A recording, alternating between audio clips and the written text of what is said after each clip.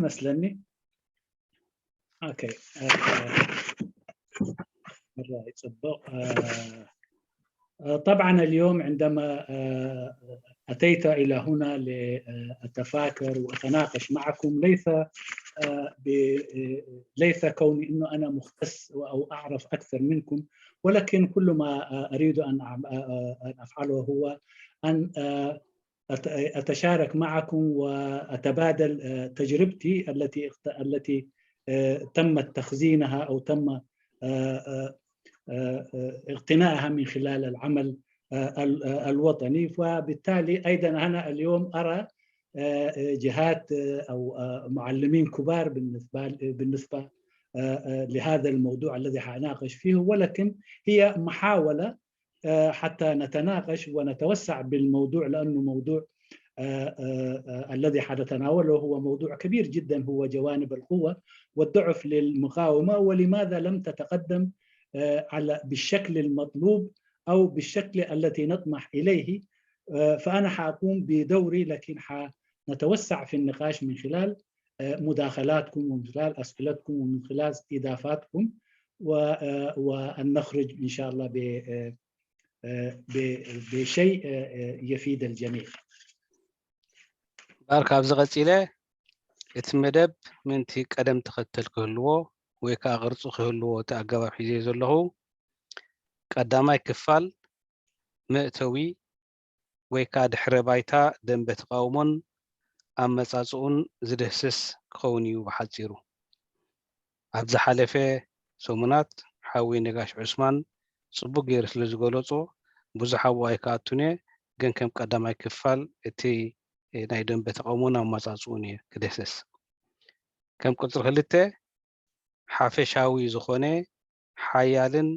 ሓያል ጎንታት ደንበ ተቃውሞ፣ ኣብ ሳልሳይ ሓፈሻዊ ዝኾነ ድኹም ጎንታት ወይ ኣሉታዊ ፅልዋታት ደንበ ፍትሒ፣ ኣብ ራብዓይ ከዓ ካብ ዕሙቕ ብዝበለ ኣወንታውን ኣሉታውን ወይ ከዓ ሓያልን ድኹምን ጎንታት ብሕልፊ ፖለቲካውያን ሓይልታትን ውድባትን ሰልፍታትን ፅላላትን ጥምረትን ማለት እዩ። እቲ መጀመርታ ሓፈሻዊ ከሎ ኣብ ዳሕራይ ግን ዕሙቕ ዝበለ ነቶም ፖለቲካውያን ሓይልታት ዝምልከት ጥራሕ እዩ ክኸውን። ኣብ መደምደምታ ከዓ መፍትሒ ዝብሎን መዛዘሚ ቃልን ሒዘ ክቐርብ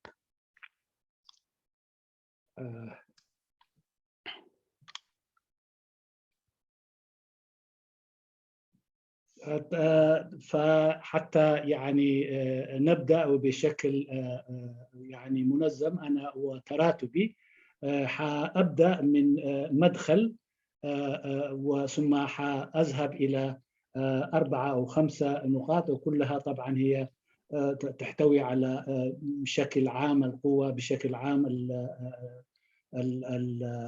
الضعف، ثم حآتي إلى الختام وحنتعمق في بعض النقاط. طبعا حيسردها أنا ما رتبتها تماما، ولكن المدخل حيكون حول خلفية نشوء المقاومة الأريترية أو وتاريخها ومن أين وكيف بدأت، وهذه طبعا حتعطينا صورة عن بداية كيف تشكلت المقاومة أو تاريخ المقاومة الأريترية. هذا طبعا هذا الموضوع كان تناوله الأستاذ نقاش عثمان في الأسبوع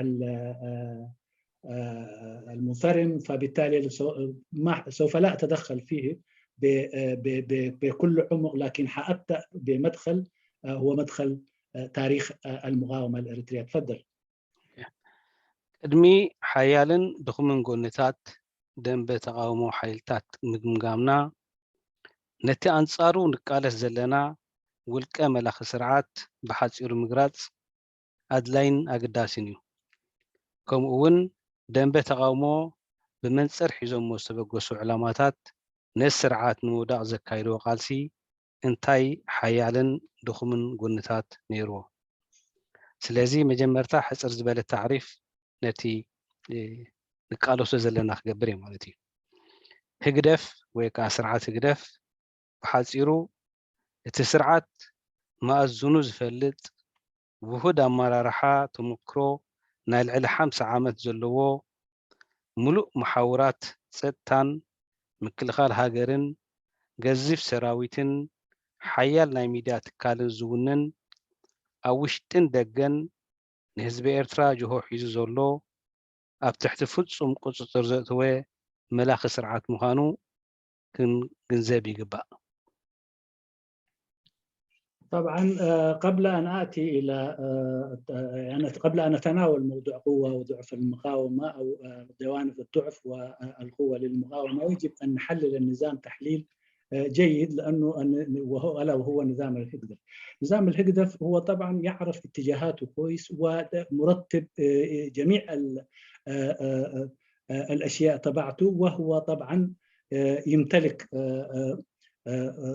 قوة أمنية قوية، ويمتلك جيش، ويمتلك وسائل إعلام، وجميع مؤسساته يعني التي يعمل بها هي يعني مؤسسة جيدة جدا. هذا بالنسبة للداخل. وبالنسبة للخارج أيضا تم الوصول إلى من هم في الخارج والتأثير عليهم وتوجيههم من على بعد على الأهداف والمرامي التي يود أن يصل إليها. فالنظام هو بهذه القوة وبهذا الشكل من التنظيم. بار دنب فتحي خد بالن كلنا أزي سفيحيو ፖለቲካውያን ውድባት፣ ሰልፍታት፣ ህዝባውያን ምንቅስቃሳት፣ ብርጌሳውያን ማሕበራት፣ ሲቪክ፣ ናይ ዜና ማዕከናት፣ ማሕበራዊ ናይ መራኸቢያን ብዙሓት ኣክቲቪስት፣ ውልቀ ሰባት ወዘተ ዝጠርነፈ ደንበ እዩ። ብሓፂሩ ደንበ ፍትሒ ክንብል ከለና ደረቱን ቁርፁን ዘይፍለጥ ኣብ ሓንጎልና ጥራይ ዘሎ ረቂቕ ኣምር ይኽበሃል ይከኣል። ከም ሓደ ኣካል ወሲድካ ወድዓዊ ዝኾነ ገምጋም ክትገብረሉ ኣፀጋሚ እዩ። عندما نقول المقاومة، هي المقاومة طبعا هي جهات كثيرة، وهذه الجهات تحتوي على التنظيمات السياسية، منظمات المجتمع المدني، والاتحادات والأجهزة ووسائل التواصل الاجتماعي والإعلام والأفراد. فعليه هو يتكون من كل هذه الاتجاهات، وهو جسم طبعا فضفاض وهلامي، لا يمكن أن تجد له شكل معروف وشكل يعني جسم متماسك بشكل تقدر تحديد شكله تماما. فهو يتكون من هذه الجهات كلها، وهو يعني تنظيم ممكن أن يقال عليه فضفاض جدا. تقاليت نطب بزعبا زي ناي فتح نزارب كلنات ناي دنبه كل دلاي فتحي أب حد قرعي حلو دا أنبر استفعل دليتن، استفعل تحساسبان، استفعل دحربايتان، أما تصاصا خمزلون كنفلت نكالنا. سلازي كلاتنا بشم دليت فتحي أب حد قرعنا خلو أنبر استفعل حسابن الرادان دليتن كمزلناون كنتسأر الله. أيضا المكونات أي كل الاتجاهات الموجودة في المقاومة، رغم أنه هي موجودة في إطار واحد، لكن كل منها لها اتجاهات ورغبات وأهداف يعني مختلفة. أوكي. بارابت دحرباي تقناتون تداخلنا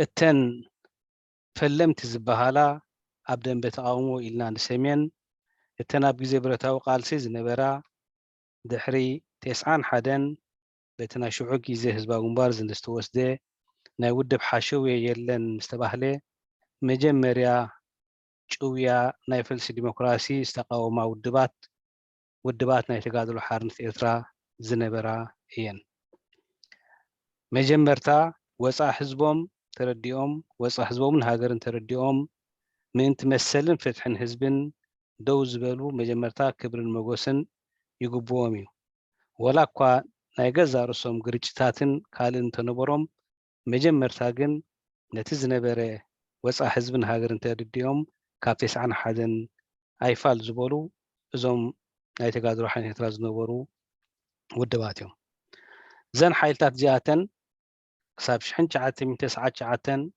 እንዳተረባሓ ከምኡን ገለገለ ሓደሽቲ እንዳተፈጠራ ሃይማኖታውያን ብሄራውያን ዕልማናውያን ሃገራዊ ኣጀንዳታት ዘለወን ኩላተን ክሳብ 99 እንዳተረባሓ መፅነን እንተኾነ ዝተዋሃደ ስነ ኣእምራዊ ፖለቲካዊ ኣባጋግሳ ስለ ዘይነበረን ኩላተን ከምቲ ዝነበርኦ ኣብ ሓደ ጽላል ክሰርሓ ኣይከኣላን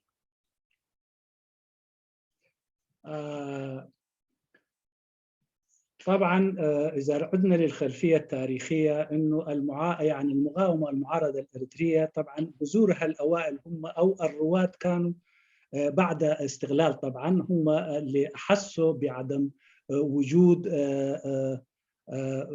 يعني شيء جيد ونظام إنه يبشر بالخير فالرواد الأوائل للمعارضة كانوا من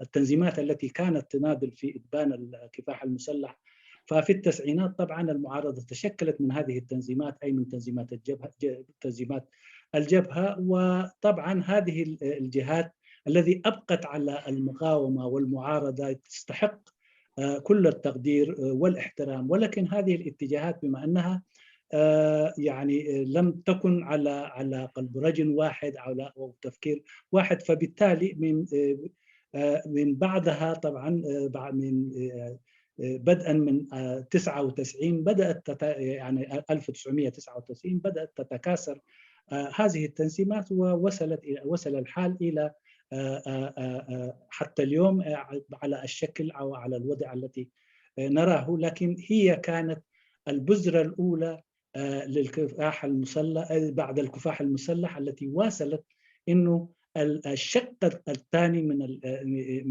من نضال الشعب الإريتري عندما رأت أن عدم تحقيقه واكتفاء النظام بالشق الأول فقط أو بالاتجاه وبعدها سلك الطريق الذي يسلكها والطريق هذه لم تكن طبعا ما يطمح إليها الشعب الإريتري ولم تتوفر الحرية والديمقراطية والعدالة فبالتالي هذه هي الاتجاهات اللي استمرت هي وبعدها أتت اتجاهات أخرى مختلفة سواء كانت تنظيمات ذو طابع ديني أو ووصلت إلى هذه اليوم بهذه الطريقة كانت بداية المقاومة وبدايتها. شكرا. دحر قلت شحن حدا ببهريا وتسيد نايت حدش كوننت زفترن مسكلولاو ناي قوامن مسار ناي G15 ምእጋድ ናይ ብሕቲ ጋዜጠኛታት መብዛሕቶም ኣባላት ህዝባዊ ግንባር ዝነበሩ ናብቲ ናይ ተቃውሞ ደንቤ ዝተቃለቕልቑሉ ወቅቲ ነይሩ እቲ ሳልሳይ ድማ ኣብ ስደት ዝነበሩ ድኩናት ወይ ካላተንት ካነት መኽፊ በርጌሳውያን ማሕበራት ብሰብኣዊ መሰልን ተበጊሶም ውልቀ ሰባት ይኹኑ ካልኣት ብስም በርጌሳውያን ማሕበራት ዝተበገሱሉ እዚ እውን ኣብቲ ደንበ ተቃውሞ ዝኣተወሉ ግዜ ነይሩ بعد ذلك طبعا اجت تطورات 2001 منها انه ازمه الدستور ثم اعتقال المجموعه ال15 والاعلاميين هذه طبعا ولدت ظاهره يعني سياسيه يعني ظاهره سياسيه ومشكله اخرى في الساحه الاريتريه مع وإضافة إلى هذه الاتجاهات طبعا اندمت من هذه الاتجاهات إلى المقاومة التي أتت من أزمة الدستور واعتقالات التي حصلت على مستوى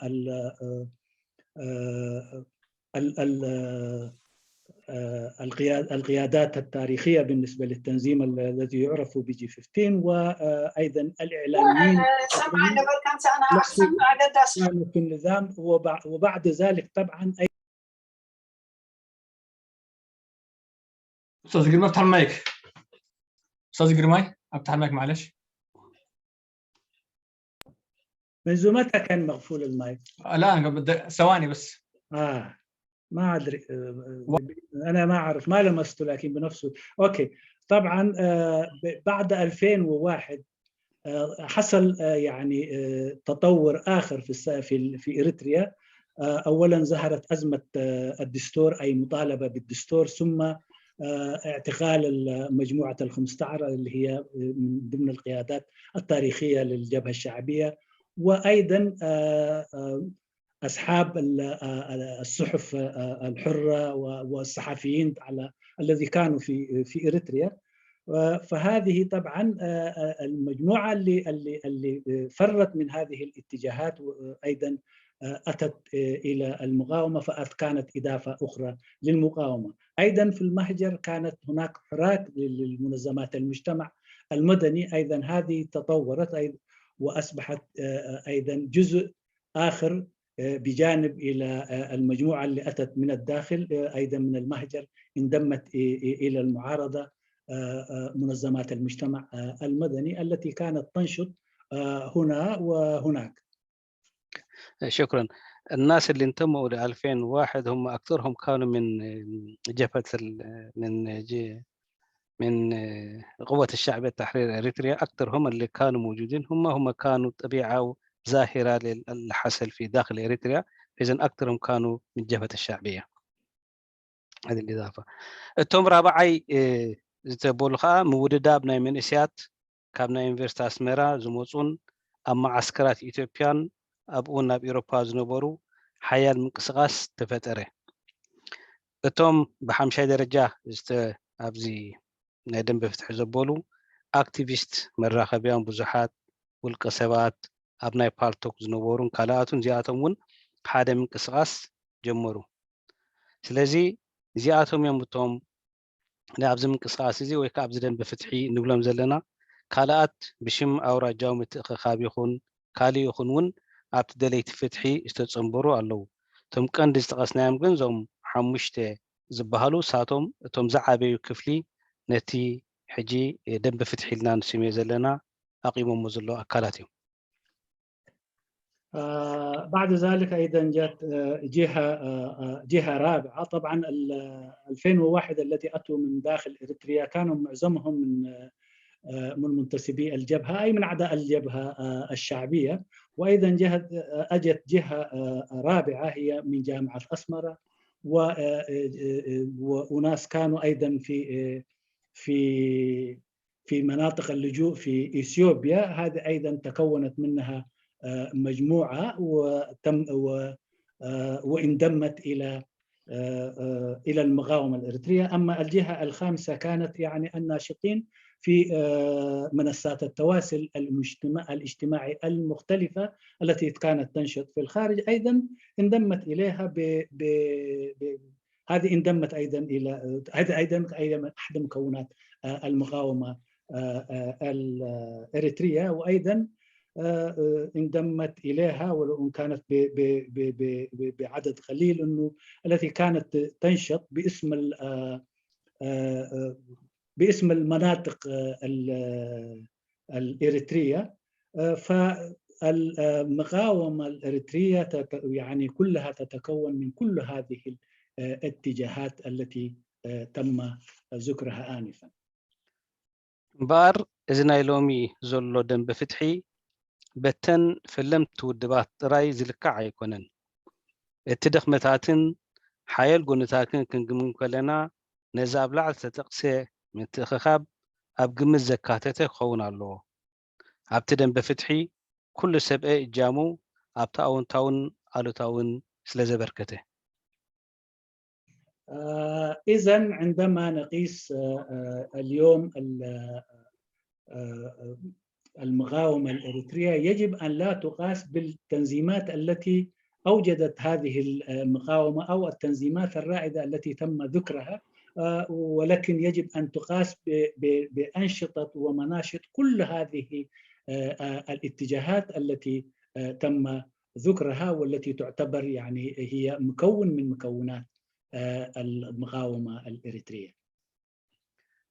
إذا كل نمنتاي أدليو نبل نخون انتقونا جن نتمئتوي أصبغ زمدمدكو مخنيات نتحطو حيالن دخومن جونن رتعاوي خجبرو سلزدلوخيه تقاومو دنبه بزح عمتات زغصره بزح وردن ديبن عبيت ፍጻሜታትን መድረኻትን ዝተሓላለኸ ፖለቲካዊ ረቋሕታት ዘለዎ ስለ ዝኾነ ኣብ ሓፂር ግዜ ርትዓዊ ገምጋም ጌርካ ብዘይ ስነ ፍልጠታዊ መጽናዕቲ ክትገብሮ ኣሸጋሪ ስለ ዝኾነ ከምቲ ኣብ መእተዊ ዝበልክዎ ኣብ ውልቀ ተመክሮይ ወይ ትዕዝብተይ ዝተመስረተ ትንተና ጥራሕ ዝቕርብ ዘሎ لماذا أردت أن أذكر هذه كل الأشياء؟ لأنه إذا كان حيكون تقييمنا تقييم موضوعي وعلمي يجب أن نتناوله من كل هذه الاتجاهات، فبالتالي أنا ذكرت هذه الأشياء حتى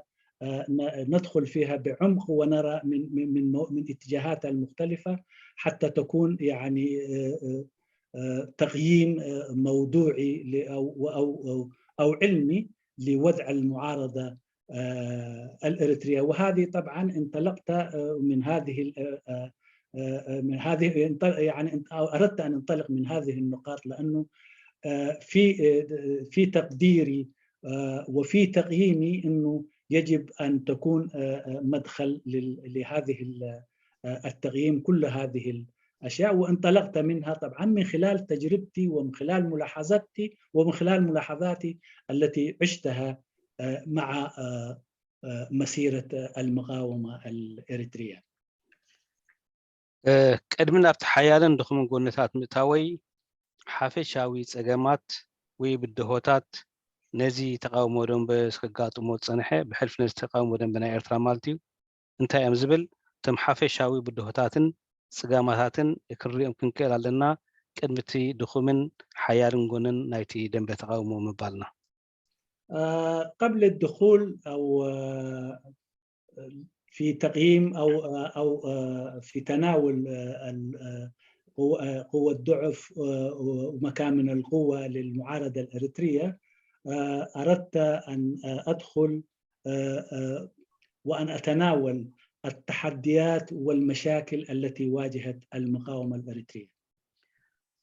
قدامي تعب شجر تتقاوموا مع إريترا أبدأ مهلاو عابي سجمي معناته نقلات هاجرات كنوادر نخلينا تقاوموا دنبي أبتوش تهاجر زلوا قووني خيلي ويكا غربا خون خيلي ناتنا تقدم الشجر جن بمول استقاوموا أبدأ جم هلاويو كلاي مستوش تهاجر لح زخونة مت إسسار مهلاويو التهاجر بقف عنكي التسرعات لزقات سرع بجكا تمكلت خميتي زخفولو ويتدناقص سنة السرعات تزي كوينو كالات فلير إيتو زلوهم وياب تهاجر صلوا خحدرو زخولو سلستحرموا ناتي تقاوم ايدن بي عابي بدهوي نيرو اب كالات هاجرات تمدك هاجرون مليقوم سلزاتو صلوا خغبر يخولو نالبات فليز بدر إيتو ما اليوم مس بيتسبوم مس بقربوم سعرختم كزارب خولو اب إرترا جن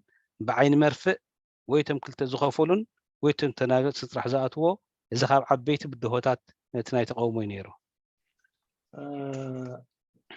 المشكلة الأولى هي طبعا وجود المقاومة في الخارج.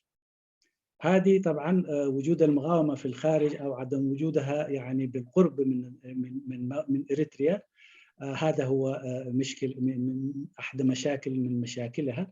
أما المشكلة الثانية هي يعني التواصل مع الداخل، هي ليس يعني هي ضعيفة جدا أو قد تكون معدومة، وذلك لإحكام قبضة النظام للتواصل أو للدخول ما لم تكن من الذين يعني يقومون بدفع 2% من ضرائب دخل للنظام أو أن تكون محسوبة على النظام، فغير ذلك لا يمكن التواصل والدخول إلى إريتريا. وهذه طبعا أدت انقطاع المعارضة مع الداخل، أو يعني إن وجدت الاتصالات هي ضئيلة ولا تفي بالغرض. لو رأينا مع المعارضات الأخرى يعني لم تكن الإحكام بهذه الطريقة للدخول والخروج إلى الوطن، سواء كان متخفي أو خلسة يمكنك الدخول، لكن إريتريا مع الأشياء اللي ذكرنا إحكام وقبضة الأمنية أدت عدم التواصل أو يعني التواصل مع الداخل جعلته أمر صعب. تن ካልእ ብድሆታት ነቲ ተቃውሞ ዘጋጥሞ ዝነበራ ሓደ እቲ ጂኦፖለቲክ ናይ ከባቢና እዩ።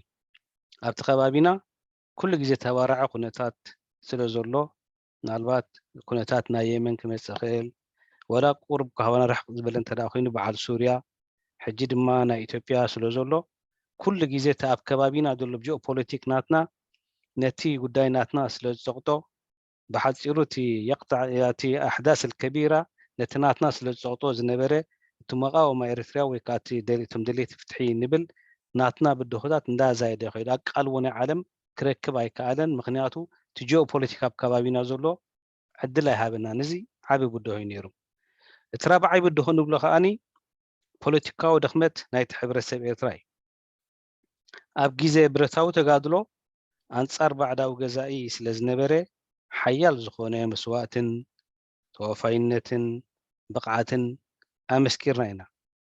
ሕጂ ግን ናይ መጀመርታ ግዜ ኤርትራዊ መንግስቲ ብኤርትራዊ ሓይሊ ስለ ዝኾነ እቲ ህዝብና ኮንፊዥን ፈጢሩሉ እዩ። ምክንያቱ ዝኾነ ይኹን ዓይነት ናይ ፖለቲካዊ ምንቅስቃስ ኣንጻር ናይ ናትካ እትውንኖ መንግስቲ ስለ ዘይነበሮ ኣብ ድሌማ ያእቲና። ምክንያቱ ብዙሕ ሕቶታት ክለዓል ይኽእል እዩ። ኣብ ኣርባዓታት ሰልፍታት ነይረናና እንድየን ውድባት ነይረናና እንድየን ክብል ይከኣል ይኸውን። እንተኾነ እቲ ናይ ኣርባዓታት ዝነበራ ሰልፍታት ይኹና ወይ ሓይልታት ኣንጻር ተቃዋሚ ወይ ከዓ ኣንጻር ገዛ ሓይሊ ስለ ዝነበራ ብወቅቲ ልኩዕ ኣይትኽእልናኻ። ሕጂ እቲ ህዝብና ናይ ንቕሓት ጉድለት ዝብሎ ዘለኹ ግን ነቲ ኤርትራዊ መንግስቲ ዘሎ ንዕኡ ናይ ምቅዋም ግን ብዙሕ ፀገማት ኣጋጢምናይ እዚ እውን ዓብይ ብድሆ እዩ። المشكلة أو التحدي الثالث هو الجيوسياسية، أننا يعني وجدنا أو نوجد في منطقة يعني شديدة الاشتعال وسريعة الاشتعال والأحداث متصارعة فيها. إذا رأينا في أحداث اليمن، أحداث سوريا أيضا قد لا تكون بعيدة مننا، لكن هذه الأحداث المتصارعة والمشتعلة يعني قطت على المقاومة، لأنه المقاومة لم تكن في أولويات المنطقة حتى يتناولونها أو حتى يرونها. فمهما عملت أو مهما فعلت فبالتالي هذه أحداث تغطي، وبالتالي لم نكن عند أولوية الاهتمام في المنطقة. النقطة الرابعة هي ضعف الشعب الإريتري أو يعني عدم ضعف الوعي للشعب الإريتري. طبعا نحن مرينا بكفاح مسلح ضد عدو واحد وكان عدو أجنبي، فبالتالي في هذه في حقبة الكفاح المسلح قام الشعب الإريتري ضد العدو بكل إمكانياته، وطبعا أبلى بلاء حسن في هذه المسألة. ولكن عندما أتينا إلى الحكومة الوطنية هذه كانت تجربة حديثة بالنسبة للشعب الإريتري، فالرؤية يعني تداخلت عليه ودخل في ورطة، هل يعارضها أو فبالتالي يفقد أشياء أو تجربة هي حديثة، أم يعني يكون كما لم يرى شيء سيء منها. فبالتالي هذه الوضع أدخلته في ورطة لا يعرف أيهما يختار. صحيح قد يقول القائل أن في الأربعينات برضو الشعب الإريتري كان يعني يمارس عمل سياسي، أيضا هذا يجب أن نراه أنه كان في إطار أنه بين العمل سياسي في الأحزاب ضد عدو أجنبي، فبالتالي قد لا يختلف من وضعيته من وضعية الكفاح المسلح. فهذه النظرة وهذا الوعي وهذه الورطة بالنسبة التي دخل إليها الشعب الإريتري خلى لا يقاوم الحكومة الوطنية أو أصبح يحس إن الحكومة الوطنية لا تقاوم، انتابته أو دخلته شعور بهذه، بدأ يحس بهذه الإحساس. وهذه كانت أيضا من مشاكل عدم التقدم وعدم التحرك السريع نحو أهدافها للمقاومة الإريترية. شكرا لك جرماي. سلازي إذا حجي خبرة تنحكو تامتويتها مخنياتو كم تزبالكو منتي رتعاوان كنكونا بتنقبرو قمقامن نتوم كقاطمو زخولو بزنبرو عبيت بدهوتات كاب إيدنا وسائن كمو خا تأماساسا نايتي دنب فتحي ويكا دنب تقاومو نبلون نعاتو منا غريسان إحنا سلازي خابز قصيلا بقار اتي حافشاوي زبالكو حيال قرنتات ወይ ኣወንታዊ ኣበርክቶ ናይ ደም በስሕናቲና እዚ ተሓፈሻዊ ዝብሎ ማለት እዩ። طبعا هذا كان المدخل على شكل سريع، وأردت أن أجعل مدخلي بهذه الطريقة حتى نكون يعني في تقديمنا موضوعيين ونكون نتناول الأشياء يعني كما هي وبطريقة موضوعية. ومن هنا حأنتقل إلى النقاط الأخرى التي حأتناولها.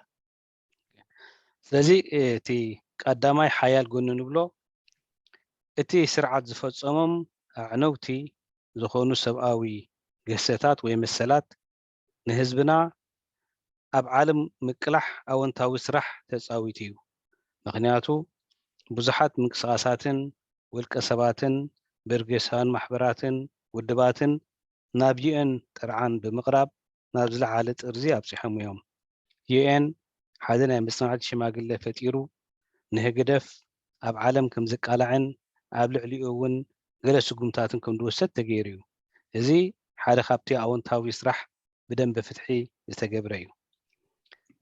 ካልኣይ ኣዋስል ወላ ኦኬ ካልኣይ ሕራይ ድሓንቲ ኦኬ ከይብዛሓልካ ኦኬ ክልተ ብክልተ ከደልካ ሕራይ ድሓን ኦኬ ካልኣይ ብዙሓት ሰኣን ኣፍልጦ ነስርዓት ዝድግፉ ዝነበሩ ብምንቅቃሕ ነቲ ናይ ፍርሒ መጋርጃ ቀንጢጦም ነቲ ስርዓት ራሕሪሖም ክቃወሙ ከም ዝኽእሉ ተገይሩ እዩ። ብሕልፊ ድሕሪ 2010 ረቢዕ العربي ዝተባሃለ ምስ መፀ ድሕሪኡ ብዙሓት መንእሰያትን ብዙሓት እቲ ናይ መጋርጃ ፍርሒ ሒዝዎም ዝነበረን ናብ ደንበ ፍትሒ ከም ዝቀላቀሉ ተገይሩ እዩ። እዚ እውን ኣወንታዊ ናይ ደንበ ፍትሒ ስራሕ እዩ። اوكي طبعا من نقاط القوة يمكن نتناول رقم واحد فدح النظام، انه المقاومة الاريترية فدحت النظام بما فيه الكفاية في المحافل الدولية وفي الخارج، وعرت النظام كما ينبغي يعني. وبالتالي هذه كانت من قوات يحسب للمعارضة. أيضا هذه فتح النظام أتت ثمارها، لأنه رأينا في الأمم المتحدة أنه قاموا بلجنة تقص الحقائق لحقوق حول مسألة حقوق الإنسان في إريتريا. هذا كان جهد مبذول من قبل المعارضة، وأتى من خلال فتح النظام في كل الاتجاهات. النقطة الثانية أيضا تحسب للمعارضة هي أنه كانت توعية المغشوشين، لأنه النظام كان يعني باعتبار أول نظام وطني كان قش يعني ناس كتار يعني حول مسائل التي يجب أن تكون في الوطن. فبالتالي هذه من خلال برامج التوعية ومن خلال ومن خلال يعني مكتوب من خلال المنشورات ومن خلال النقاش ومن خلال اللقاءات التي كانت تقوم فيها المعارضة هنا وهناك تم تنوير هذه الاتجاهات، وأصبحت تأتي إلى معسكر المعارضة. أيضا تم إزالة الخوف من كثار من الإريتريين الذي كانوا يتخوفون منهم، تم نزع الخوف منهم من خلال العمل الذي كانوا يرونه. فهذه النقطتين يعني هي كانت تحسب على المعارضة وتحسب أيضا كقوة كنقاط قوة للمعارضة. كالئ كم قوة سفتر ويك حيل زبل نوشت هاجر زتكوري ناي تيفي ساتلايت زمحلالف مع كنا زينا نهزبن سراويتن زنقاقح كمون بعرب حرنت زفلت بزح من قسقاسات نوشت هاجر تغيري ازون أونتاوي أستواصو نيرو كم قصري 4 قصر نخيل قيل هاجرات نتي بأس قداد زئكب زنبري كلتا خاب ميتي ويكا كلتا خاب ميزئكب نبري خاوص هاجرات زي حقاوي إلن كخلكلو فتينن نتسرعات كا ربحاتات قدلو إيلي مالتي أبقلنا إيروبا هاجرات نهجدف عبي دبلوماساون بوليتيكاون قطباون تنصلو كقبرون باقعيمي.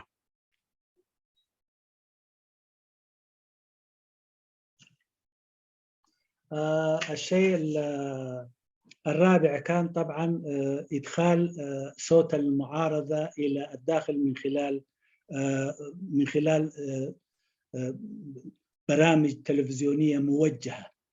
هذه بجانب إلى حركة مجموعة التحرير أو مجموعة الجمعة، هذه كانت تعرف بعرب حرنة. دي أيضا هي كانت من أعمال المعارضة الإريترية. كما قامت المعارضة الإريترية في الخارج إنه إيقاف دفع مبلغ اللي هو المعروف ب 2%، وأيضا عزل النظام سياسيا، وهذا كانت تعتبر عزل النظام سياسيا من جانب. أيضا إيقاف بعض المساعدات الاقتصادية التي تحصل عليها من الإريتريين في الخارج. فهذه هي أيضا من الأشياء التي قامت بها وحققتها المقاومة الإريترية. كاب غصيلو دحر 2016 بحلف دحرت ناي جنيفا منقسقاسات كاب جمر تقاومو دنبه نفسو خليسو نتناي قدمي حجي تأكيبكا بهاوري هو زبل زنبره بموكل أقبابن سرع منقدن كم زقعاز جيرو نتوم دليت فتحي تمثيلهم سلكاتات فتيروم ستر أجنداتات زساورباتات قدمي حجي بوليتيكاو جواتات زفوت زنبرون كلا اليوم بقيعيو. وأيضا بعد 2016 أن مظاهرات جنيف بدأ ينظم نفسه أكثر، بالذات المظاهرات أن تكون معدة إعداد جيد ولا تترك مجال للمتسللين. فمن هذه الحراك طبعا بدأ تنمو، بدأ يكون تجربة لمعرفة المتسللين، فبالتالي قدر أن يمنع من التسلل إلى داخل المعارضة أو المظاهرات أو الحراك التي تقوم به المعارضة. أما جرستا خاتي حالي حافشاوي نبلو مالتيو تي أونتات حيال زخون هزباو منقسقاس تجميرو إذا حيال منقسقاس كا بشمي أكل ويكا بنعمل إسياز زفتر نهجدف أب عابي تغطياتي وزركب حدش بوليتيكا وبهلي ناي مقوام كن كتاتاتو بغيعيو.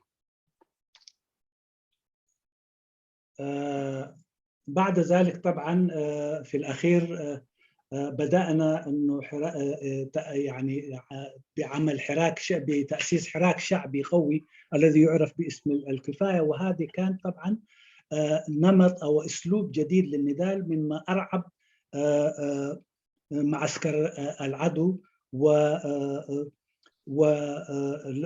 وكان طبعا يعني ملفت للنظر في تحركاته، وأصبح العدو يعني يتخوف ويحسب ألف حساب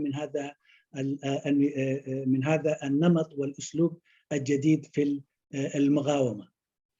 لذي إذا أبلع لك تقصد صنحكو المهندس لو سواء نوحة بالكان كله أوكي. نجيب كمان جيزة تاج مهنا بلومنتي شوية نوحة باللندن اوكي كي سيصقمون عيلهم تقولوا اوكي هره بزح تعرفين دول درجه اوكي دم جينا جميرنا كن جيزه حزلي اوكي ابشر اوكي اذا ابلع على استتقسي حافشاو كونن كله حافشاوي نخلم كونن كله قلنا بوليتيكاون حيلتاتن جنباراتن صلالاتن ابز حلف 25 عامات زطريو اونتاوي ወይ ድማ ሓያል ጉነታት ከዓ እዚ ስዕብ ክኸውን ማለት እዩ ቀዳማይ ኒሕ ናይ ቃልሲ ወይ ከዓ እስራር ንነዊሕ ግዜ ናይ ምቁዋም ሽግ ሒዞም ኣብዚ በፂሖ ዘሎ ደረጃ ክበፅሑ ዋጋ ከፊሎም እዮም ስለዚ ተቀዳማይ ነቲ ደንበት ነቲ ብሕልፈትን ፖለቲካውን ሓይልታት ወሃቦም እቲ እስራር ወይ ከዓ እቲ ኒሕ ናይ ቃልሲ እዩ ማለት እዩ ክሳብ ሕጂ ዋጋ ከፊሎም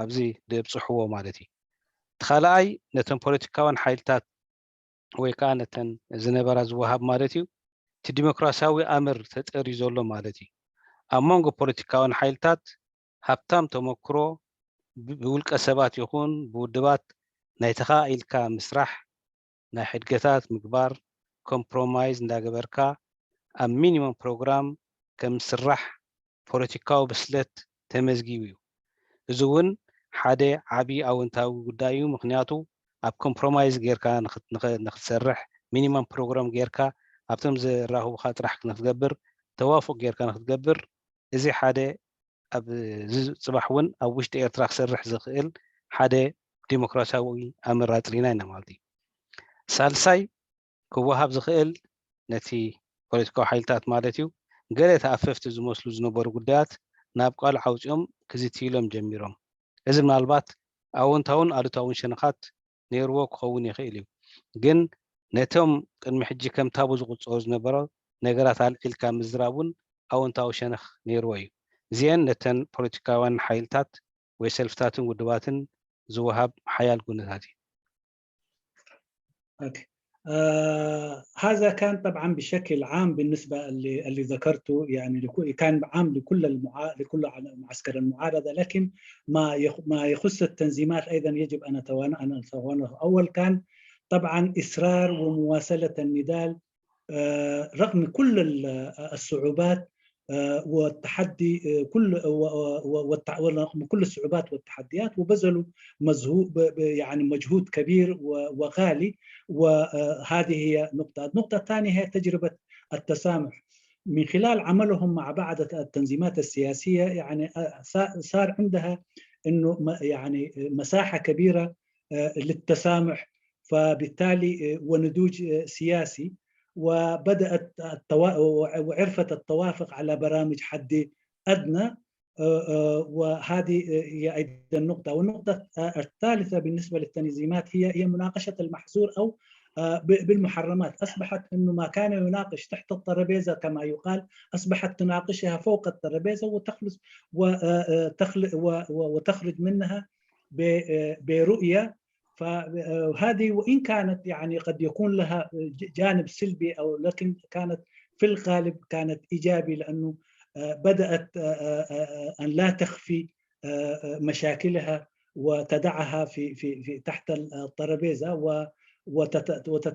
وتتناقش في الأشياء البديهية يعني بدأت تناقش كما يقال إنه يعني كما يقال الفيل في الغرفة أصبحت تناقشه.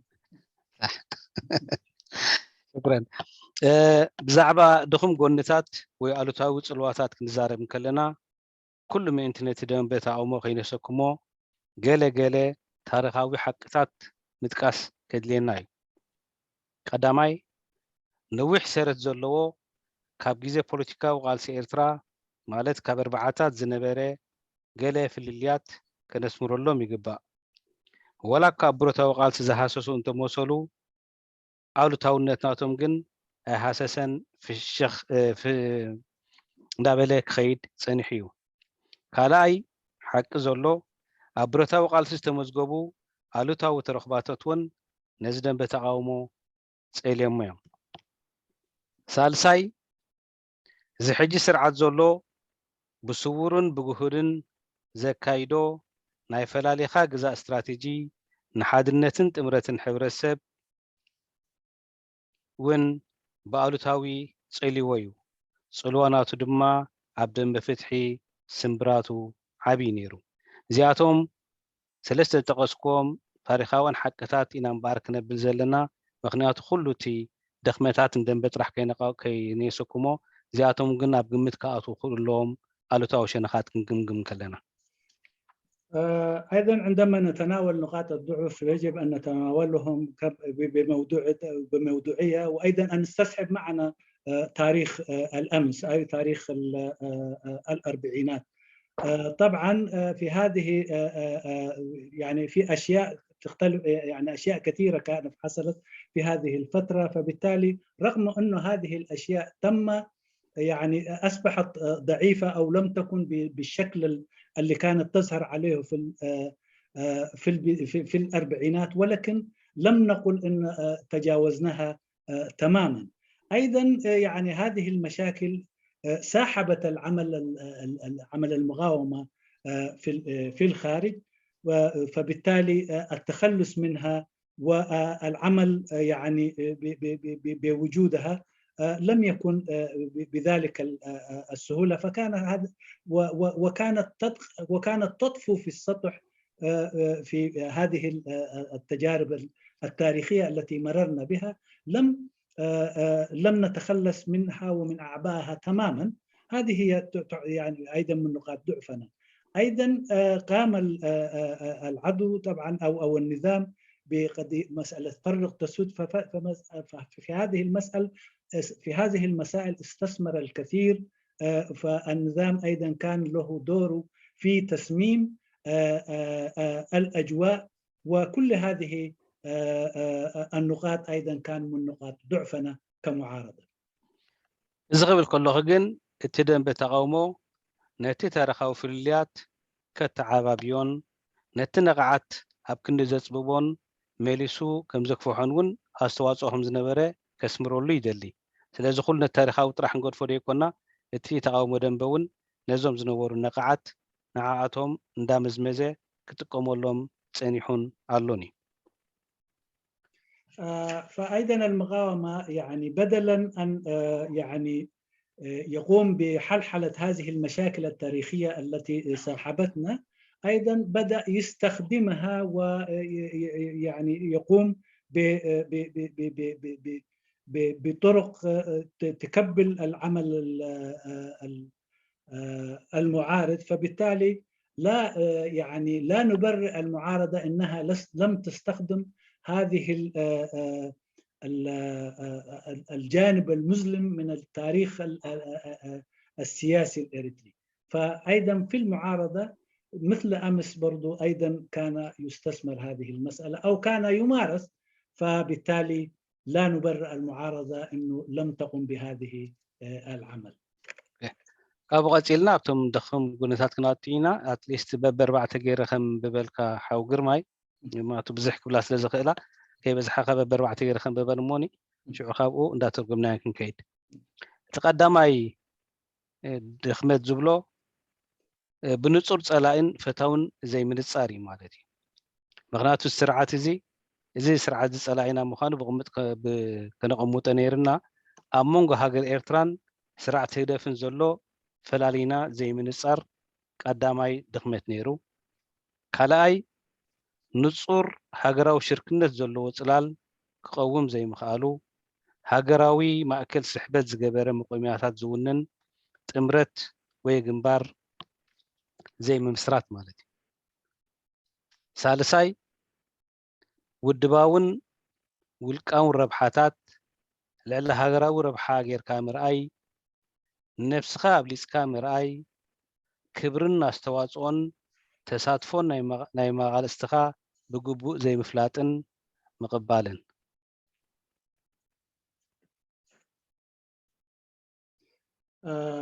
طبعا في 4 نقاط ذكرها الأخ بالنسبة لنقاط الضعف للمعارضة أيضا الضعف الأول هو أن عدم معرفة العدو والصديق عدم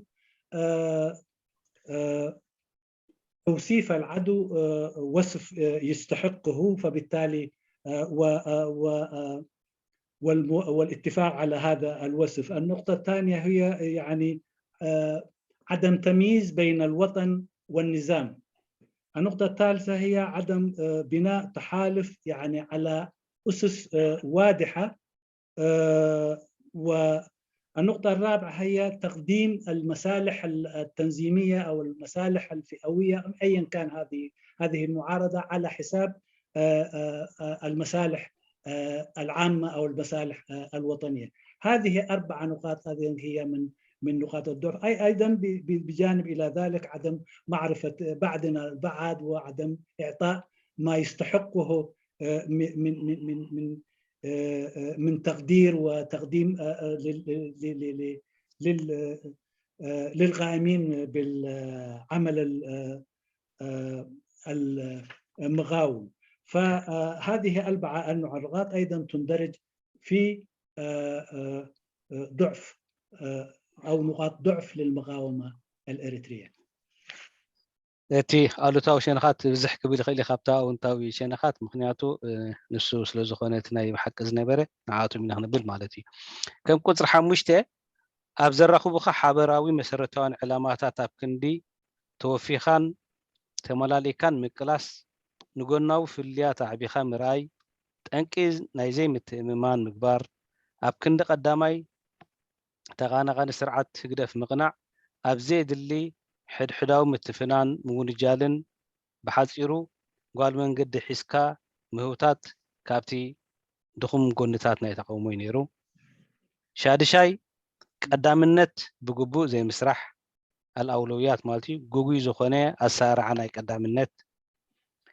ሻውዓይ ካልኣዊ ፍልልያት ብግቡእ ኣብ ምምሕዳርን ፀገማት ኣብ ምፍታሕን ቁርብነትን ብቕዓትን ዘይምርኣይ ብሓፂሩ ቡሉይ ዝኾነ ኣገባብ ኣፈታትሓ ናይ ግርጭት ምጥቃም።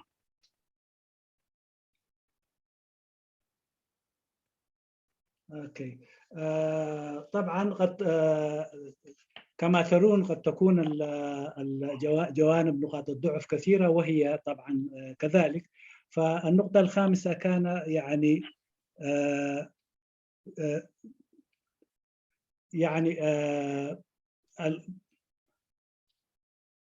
قال من قدي ايوه النقطة الخامسة كانت طبعا الطرق التي نسلكها، يعني بدلا ان نركز في النقاط الاساسيه اصبحنا يعني نركز في النقاط الثانويه او كما يقال في الاشياء الانصرافيه، فنضيع وقتنا في هذه الاتجاهات، وهذه ايضا تولد بجانب الى عدم الثقه التي نتبادلها فيما بيننا. النقطه السادسه هي ترتيب الاولويات. ايضا هذه هي من نقاط الضعف بالنسبة للمعارضة، أن في ترتيب أولوياتنا ما يجب أن يكون في المقدمة تجده في المؤخرة، وما يجب أن يكون في المؤخرة أو في المرتبة الثانية تجده في المرتبة الأولى. فبالتالي عدم ترتيب الأولويات أيضا يعني كانت من مشاكل أو من نقاط ضعفنا. بالنسبة النقطة السابعة أيضا هو حل التناقضات. في حل التناقضات أيضا لم في حل التناقضات ايضا عندها اشكاليه المعارضه، لانه عندما ناتي الى حل الاشكاليات ان الاشكاليات المشكله الثانويه هي تاخذ يعني مرتبه ثانيه، وبالتالي لن نركز عليها. فتناقضاتنا في حلها ايضا لم نتبع الطرق العلميه لحلها. ሻምነይቲ መራሕቲ ተቃውሞ ደንበ ካብ ሓላፍነቶም ወፃኢ ዝኾነ ሃገራዊ ጉዳያት ክፈትሑ ምፍታን ኣብዚ ኮይና ክፈትሖም ዘይትኽእል ጉዳያት ኣልዒልካ ምሙጋት። ታሽዓይ ንሓድነት ህዝቢ ኤርትራ ዝፈታትን ወስታታት ክለዓሉ ከለዉ ሸለል መባል ወይ ዘይምብዳህ ተሪር መግለጻት ኣብቶም ውድባት ተያዘን ዘይምውሳድ ብዙሓት ንሓድነትና ዝፈታትን ወስታታት ክመፅእ እንከሎ ብዙሕ ሸለል ይበሃል ነይሩ። ዓስራይ ህግደፍ ናይ ሓደ ወገን ህዝብና እዩ ዝብል ጉጉይ ናይ ፀልኢ ኣተሓሳስባ ክለዓል እንከሎ ንፁር ዝኾነ መርገፃት ክንወስድ ኣይበቃዕናን፣ ወይ ነቶም ከምኡ ዝብሉ ነበሩ ከዓ ክምከቱ ኣይከኣሉን።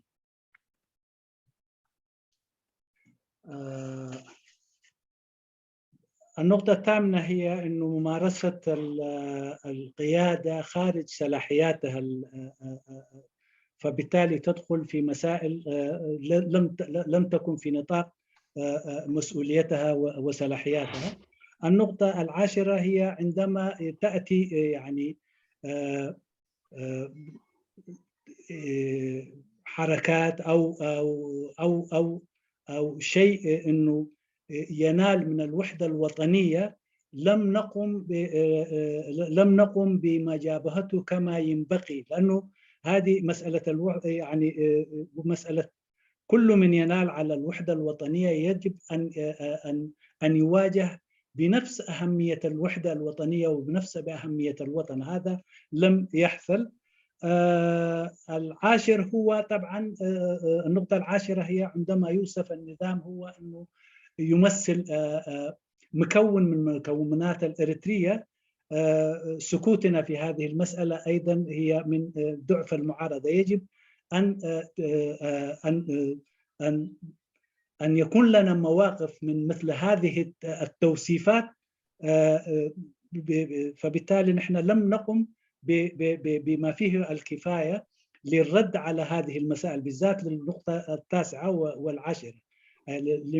لمن ينالون من الوحدة الوطنية لم يجابهوا، ولمن يوصفون أن النظام هو يعني ينتمي إلى مكون أو هو من المكونات الإريترية. فهذه في هذه النقاط لم نسجل مواقف واضحة، ولم نقم يعني بمقاومتها والرد عليها كما ينبغي. ቁፅሪ 11 ኣብ ጉዳይ ዶብን ልኡላውነት ሃገርን ብገሎ ፖለቲካን ሓይልታት ብዙሕ ዘልሓጥሓጥ ምባል ነይሩ። ቁፅሪ 12 ዘይጭበጥ ናይ ፖለቲካዊ ስልጣን ባህጊ ምህላው፣ ናይ ስልጣን ቁርቁራት ዝፈጥሮ ዘይወግዓዊ ምትሕልላኽ፣ ዝተሰርሑ ፅላላትን ምጥርንፋትን ከም ዝፈሽሉ ገይሩ እዩ። ስለዚ እቲ ዘይጭበጥ ወይ ከዓ እቲ ናይ ስልጣን ምትሕልላኽ ዝነበረ ነቶም ዝሰርሖም ዝነበርና ዓበይቲ ፅላላት ከም ዘፍሽሉና ገይሩ እዩ።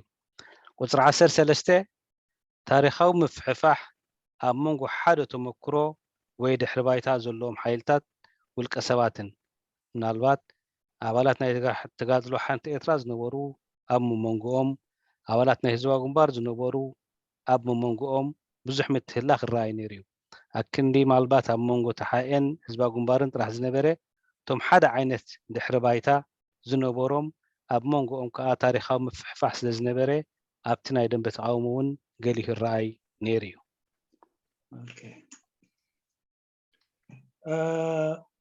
النقطة 11 هو التساهل في مسألة الحدود وفي قضايا الحدود والسيادة. في بعض التنظيمات لا تبالي على عند تناولها لهذه النقطتين المهمتين اللي هما الحدود والسيادة. الثاني عشر هو الصراع في السلطة أصلا غير موجودة.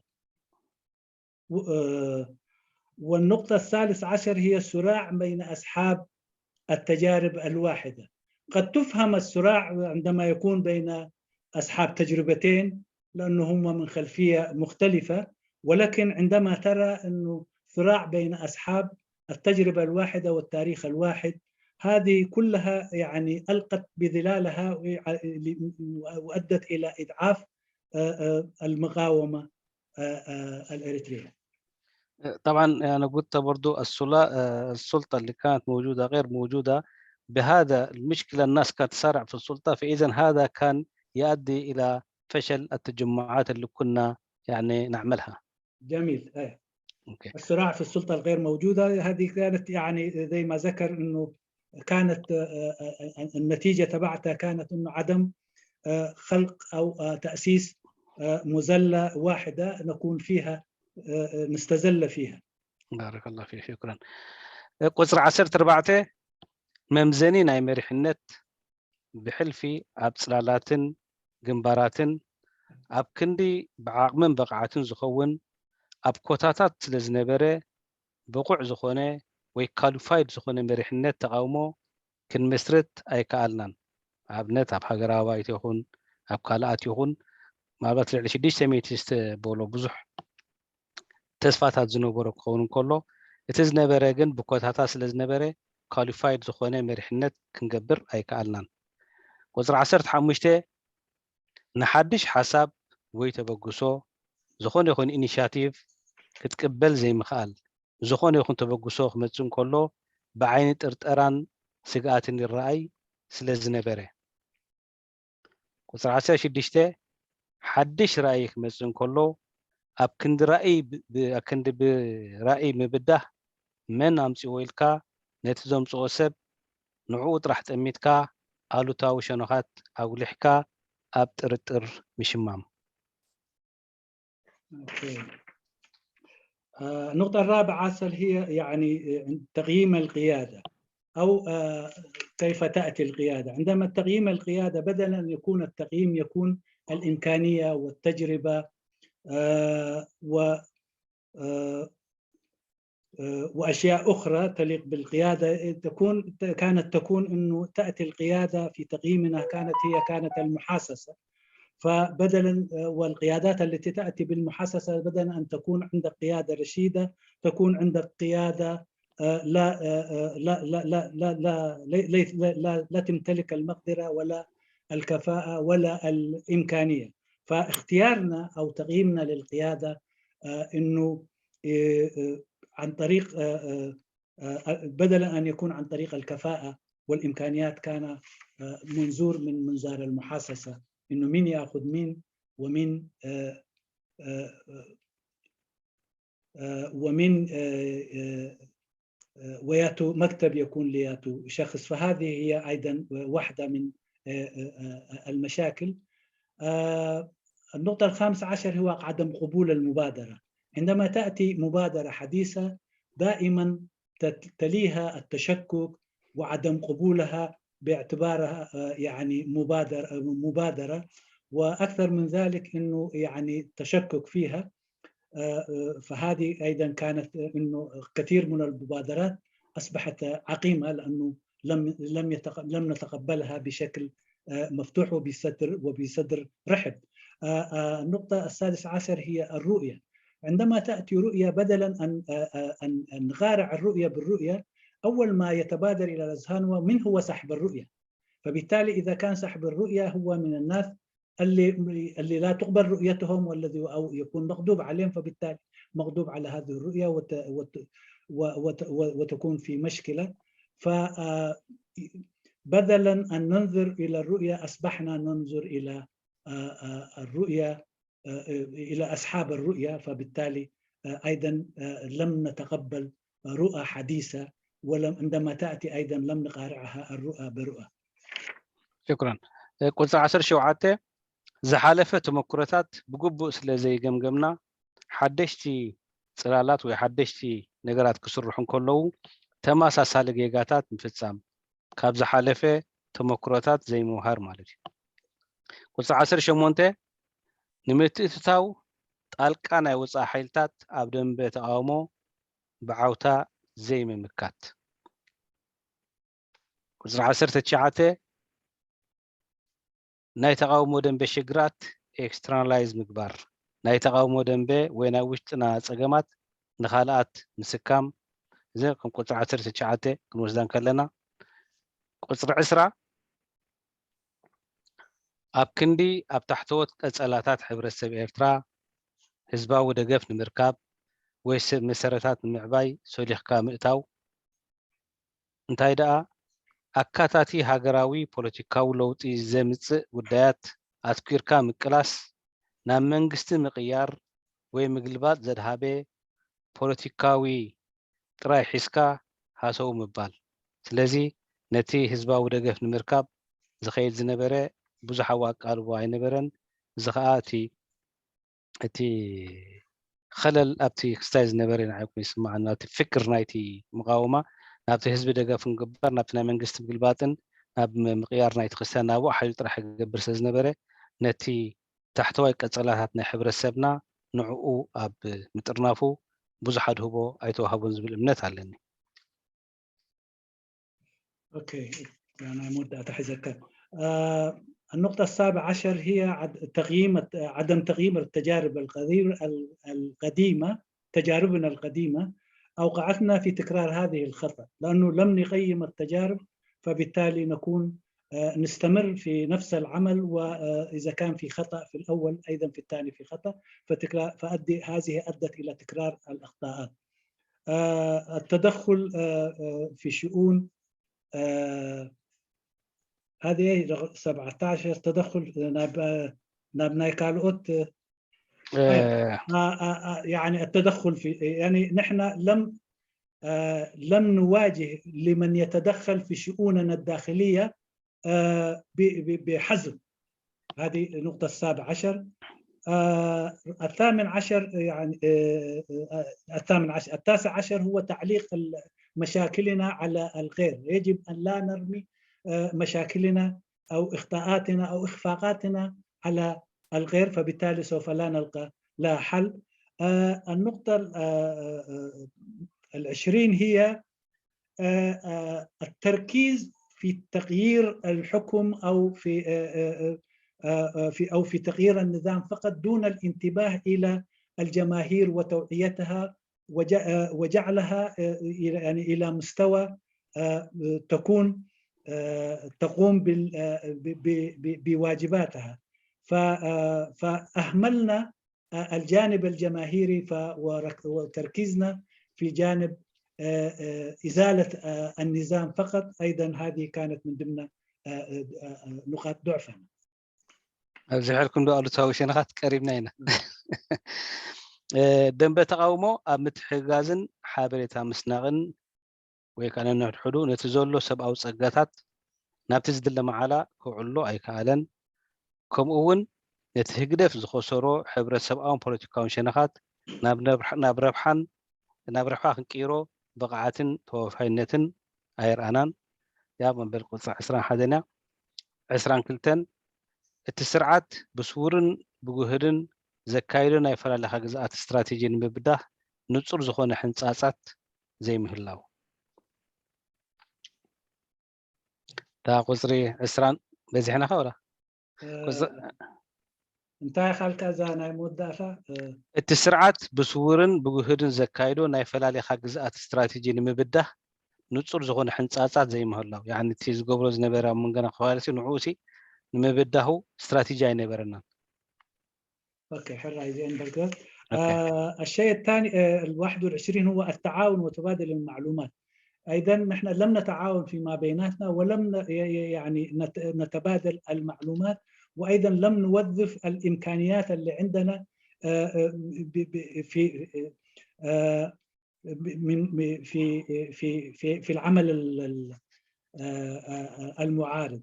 ايضا لم نستثمر الاشياء الاخطاءات والاشياء التي خسرتها الحقدف، لم نستثمرها في لصالح قوى المعارضه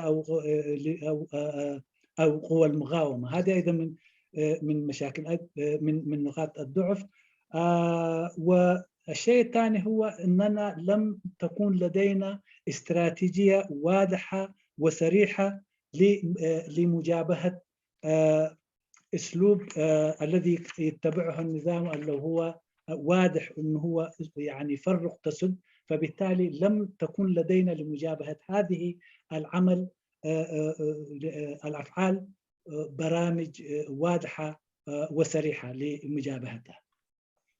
كاب قصيلناتي حدش مستمدرخات زماتاتن نمصاي عدلات زقامته بوليتيكا ورا انت الاخون نابت حزب داي مبصح مالتهم ناي قدم حزنا مصنحنا بوليتيكا ورا انت الاخون بوم طرح نكيصنحنا مستمم مدرخو خمس زخيل زنبره تقياير زخونه ويكاني نتهم بحلف نتهم من اساس كسحب زخيل راي انت الاخون ابتي صحفاتنا خون ابتي بروجراماتنا زي من صبراق يزيا مالتي كالي حفشاو دخمتات الله مالتي اذا كنت قلتم صنحنا مبزحتهم ابتم بوليتيكان حيلتاتن ودباتن زرائز نوريهم زناي سلطان قرقصات خون زم كلهم كل صنحهم مالتي ابتخال حفشاو دخمتات انت خوينا حدا زي حجي ام محبراو مراخبي زوتر زلو ناحية حد مكونصاب زي كنا حبريتا اب محبراوي قص ازمص زلو ام مصنعتي زي تسنيت انتناتات مقراب ነቲ ደንበ ፍትሒ ብኣሉታ ፀሊዎ እዩ ማለት እዩ። ዝተሓፈሻዊ ድኽመታት ብምሉእ ክንግምግም ከለና ካልእ ንጹር ዝኾነ ላይን ኣብ መንጎ ፖለቲካውን ሓይልታትን ብርግሳውያን ማሕበራትን ስለዘየለውን ዘየድሊ ምትህልላህ ገይሩ እዩ። ኣብ ካልኦት ምዕቡላት ሃገራት መንቲ ፖለቲካ ሓይሊ መንቲ በርጌሳውያን ሓይሊ ፍሉይ ዝኾነ ዲፋይንድ ዝኾነ ላይን ሳሉ ኣብዚ ናትና ግን ከምኡታት ስለዘየሎ እቶም ፖለቲካውን ሓይልታትን ብርጌሳውያን ማሕበራትን ምውጣጥ እውን ንርኢ ኢና። ከም ሳልሳይ ሓፈሻዊ ድኽመት ዝብሎ እቲ ብኣውራጃዊ ምትእኽኻብ እውን ነቲ ደንበ ፍትሒ ወይ ነቲ ናይ ተቃውሞ ደንበ ምንቅስቃሳት ብኣሉታ ፀሊዎ እዩ። ምክንያቱ መብዛሕትኡ ሰብ ኣክንድነቶም ኣብቲ ከተማታትን ዓድታትን ዘለዉ ናይ ደንበ ፍትሒ ዘሰሱንን ኣክንድነዓቶም ዘሰውዱን መብዛሕትኡ ግዜ እቲ ብኣውራጃ ምትእኽኻብ እውን ኣሉታዊ ፅልዋታት ገይርልና እዩ ማለት እዩ። እዘን ክተቕሰን ፀናሕኩ ኩላተን እቲ ኣሉታዊ ሸነኻት እየን ዳርጋ 25 ኣቢለን ተን ድኹም ጎንታት ሓፈሻውን ከምኡ ናይ ፖለቲካውን ሓይልታት ዝነበረ ድኽመታት እዩ። يعني وملخصا النقاط الضعف الأخرى ممكن إجمالها أو على ما يلي. أولا لم يكن لنا رؤية ورسالة واضحة يعني تتماهى مع الأوضاع الحديثة والتي تكون يعني تخاطب الجيل الناشئ أو النشأة أو الشباب. أيضا الجدال والتجاذب في منصات التواصل الاجتماعي وتناول أخبار غير دقيقة وغير صحيحة وهدامة للعمل الوطني وتناولها كأنها هي حقائق موجودة. هذه أيضا من مكامن الضعف. وأيضا نقطة أخرى قبل الأخيرة إنه خط عدم وجود خط واضح ينظم العلاقات بين التنظيمات السياسية ومنظمات المجتمع المدني. في كثير من الدول وفي كثير من الأوضاع يعني وكثير من الحالات إنه العلاقة هي واضحة بين هذه الاتجاهات، لكن عندنا هي مخلوطة وبالتالي أيضا لا تعرف من هو من ومين يتبع مين ومين يعمل مع مين وكيف يعمل. فهذه الأشياء أيضا يجب أن تكون العلاقة أو خط العلاقة أو أسس العلاقة ما بين الاتجاهين أن تكون واضحة وصريحة. أيضا التجمع الإقليمي أو هذا أيضا مما أضعف أو من ضعف المقاومة، أي التحرك من خلال تجمع إقليمي.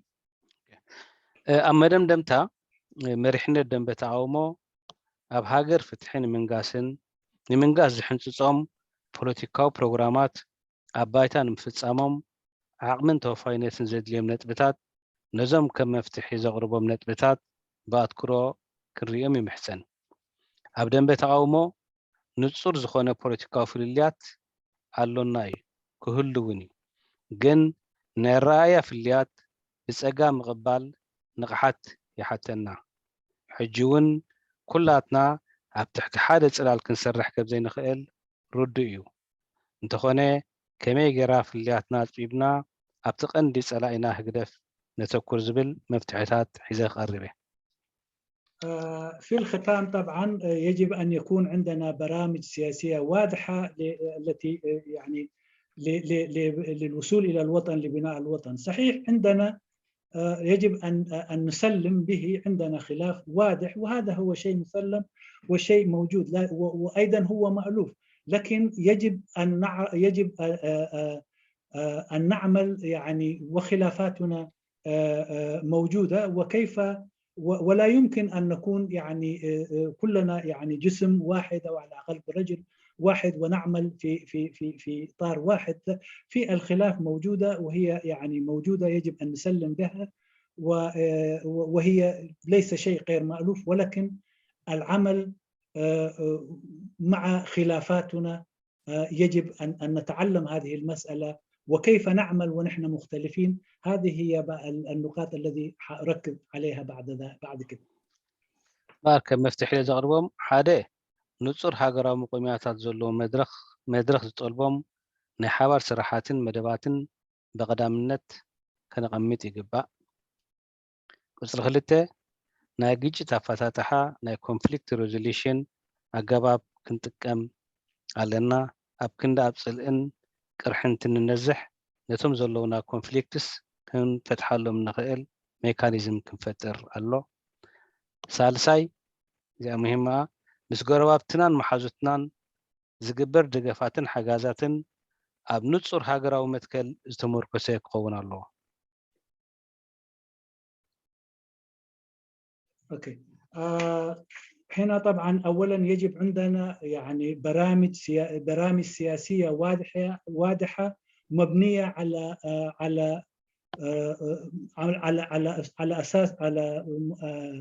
على اساس وطني. هذه واحده. النقطه الثانيه هي يجب ان نحل التناقضات بالطرق الصحيحه، ويجب ان يكون عندنا هناك اليات لحل التناقضات ان وجدت. النقطة الثالثة هو يجب أن يكون يعني يجب أن يكون عندنا يعني سياسة واضحة مع يعني في علاقتنا مع دول الجوار، والعلاقة أن تكون مبنية على أسس واضحة هجراو متكل على أسس واضحة مبنية على مبادئ وطنية. شكرا. قصر 4 تكالاو الصراحة أنت معبيلنا نتيس كفتان زي متمان سلزقدلو تكالاو الصراحة نقول سنتين بعتب كسرح له مهنا تكالاو الصراحة أنت لاجرنا نتم سكفتاتن أمونغنا زل دي متمانن كسبوهم يخيليو. قصر 5 ሓደ ፖለቲካዊ ሓይሊ ነፍሱ ኸላድን ከሎ ፖለቲካዊ ጥንቃቄ የድሊ ናይ ፖለቲካ መንነት ክውንን ይግባእ። ከምዚ ናይ ሓደ ኣካል ወይ ናይ ሓደ ህዝቢ ወካሊ ገይሩ ንሸነኹ እንተደኣ ንሓደ ሸነኽ ከም ዝውክል ገይሩ ቀሪቡ ነቶም ካልኣት ከዓ ጸላእቱ ገይሩ ከቕርብ ኣይግባእን። ምክንያቱ ህዝብና ህዝቢ ኤርትራ ሓደ ስለ ዝኾነ ናይ ሓደ ኣካል ተቆርቋርን ናይ ሓደ ኣካል ተወካልን ኮንካ ክትቀርብ ኣይግባእን። ቁጽሪ 6 ናይ ሓባር መስርሕ ንኹሉ ብማዕረ ዝሳተፍ ኩሉ ሓሳባት ኣኮሚዴት ዝገብር ረብሓ ሃገር ዘቐድም ስጡም መሪሕነት ዝውንን ንሕብረተሰብ ኤርትራ ዘንጸባርቕ ጽላል ክመስረት ይግባእ።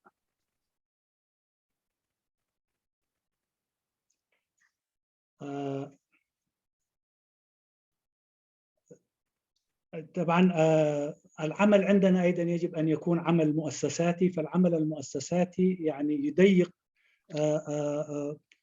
التخوف من بعضنا البعض قد لا تكون موجودة، ويساعد على بناء الثقة. أيضا التنظيم السياسي عندما يعرف نفسه يجب أن يعرف نفسه باعتبار أنه هو تنظيم سياسي ليس هو محسوب على جهة أخرى، وأيضا يكون هو في اتجاه ويجعل الآخرين في اتجاه الآخر، ويرى الآخرين على أنهم يعني أعداء له. يجب أن لا يكون هكذا. أيضا أن نقوم بعمل جماعي لا يستثني أحد، والكل يكون مشمول في هذا العمل، وأن يكون المذلة يعني تحتضن الكل. أوكي قطع 7 كمنا قدامنت نزي زكايد زولو ناي منسيات وفري حقيفكا ناب زيادة أدمع زخون مأزن من انفاتو.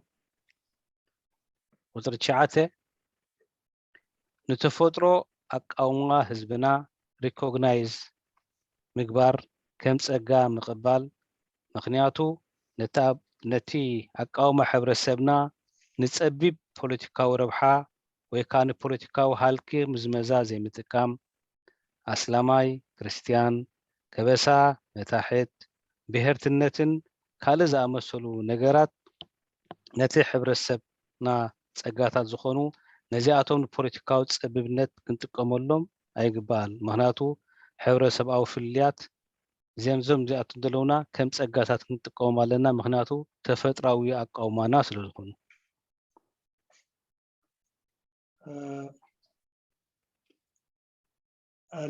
طبعا يجب أن نحتضن الحراك الشعبي وأن نعوليه اهتمام حتى يصل إلى مراميه. أيضا احترام تكوين الشعب الإريتري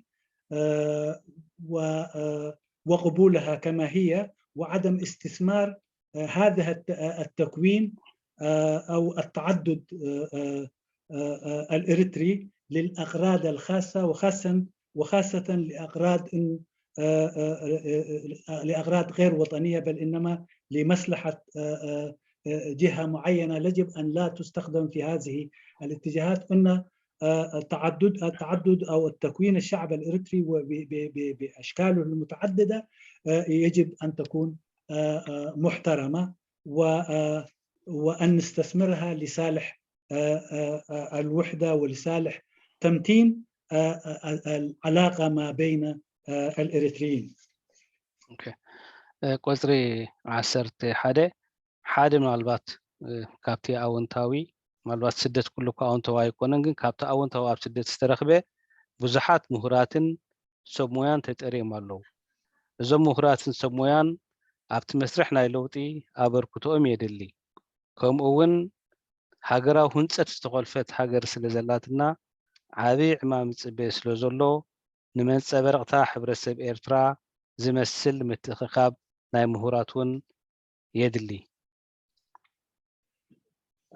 النقطة الإيجابية، وإن كان من اللجوء ليس هو شيء إيجابي، لكن اللجوء طبعا أفرزت متعلمين ومتخصصين كتار، وهذه يجب أن هذه الاتجاهات أيضا يجب أن تعمل لدولتنا أو لوطننا التي حرم من كثير من بناء من مسائل بناء الوطن، ويجب أن يؤسسوا على تجمع مهنيين وتجمع متعلمين لبناء ولحل مشاكل البلاد. قدم الزامي أبزي خطق سوزدلي نتاوش تهاجر استرائي تقاومون لو تفتناتات كابوغات كاب سراويت أتحسكا وغات نايبي تودد G13 G15 بنايس الرحيت فورتوز فلت ناي ود عالي ناي تمهارو يونيفرسيتي كومون باباسات ناي كوتليك أبونا حج موسى برهاني أبرها إذا خلو كم زلو أيزنقعكون انتخوني تنزاربولو زلنا ناي تقاومو دنبي أبدقى سلوزخوني سيو زياتهم جن كبرن موغسن ون نتزقبرو دلو فتحنا منسا هذا الساعة زي كسبرو لي دلي. قبل أن أختم كلامي، طبعا أنا لم أنسى الكثير من الحراك التي حصلت بداخل الوطن، بدءا بحراك الجيش ثم الجرحى والجي 13 أو جي 13 وجي 15 وتودد والشيخ موسى والدحجي والقاف يعني والأسماء كثيرة، وبرهان أبرهة. لم أنسى يعني أيضا ما إسهامات هذه الاتجاهات ويجب أن تذكر، وها هنا الآن أذكرها قبل فوات الأوان. هذه أيضا كان لها دور في المقاومة الوطنية. قدم وداي حجي أبز مدرخ زيزر زلو بزح بوليتيكا فيليات علينا قاليو تهدراو فتح بالكلو قاليو بوليتيكا فتح زبل إيرترا ولط بإيرترا زبل بزح الله بس كالات اللي فنت خوينا حيتات زبلون الله الزبل الرائية إذا خمسة عينة وريدنا زلنا مالبات حادة فشلت ويوتسيت نايتي بوليتيكا ورائيانا أكايدانا كنكودو تصنحينا هنا عبدن بتقاومو نوي عمتات كيس لتصنحنا ولا مدرخ زومصو انتخوني أما سرتاويان متكلاوان نقرات كنفالا لقن أي متقبين. اليوم أيضا عندنا خلاف سياسي، طبعا في خلافاتنا هي كثيرة.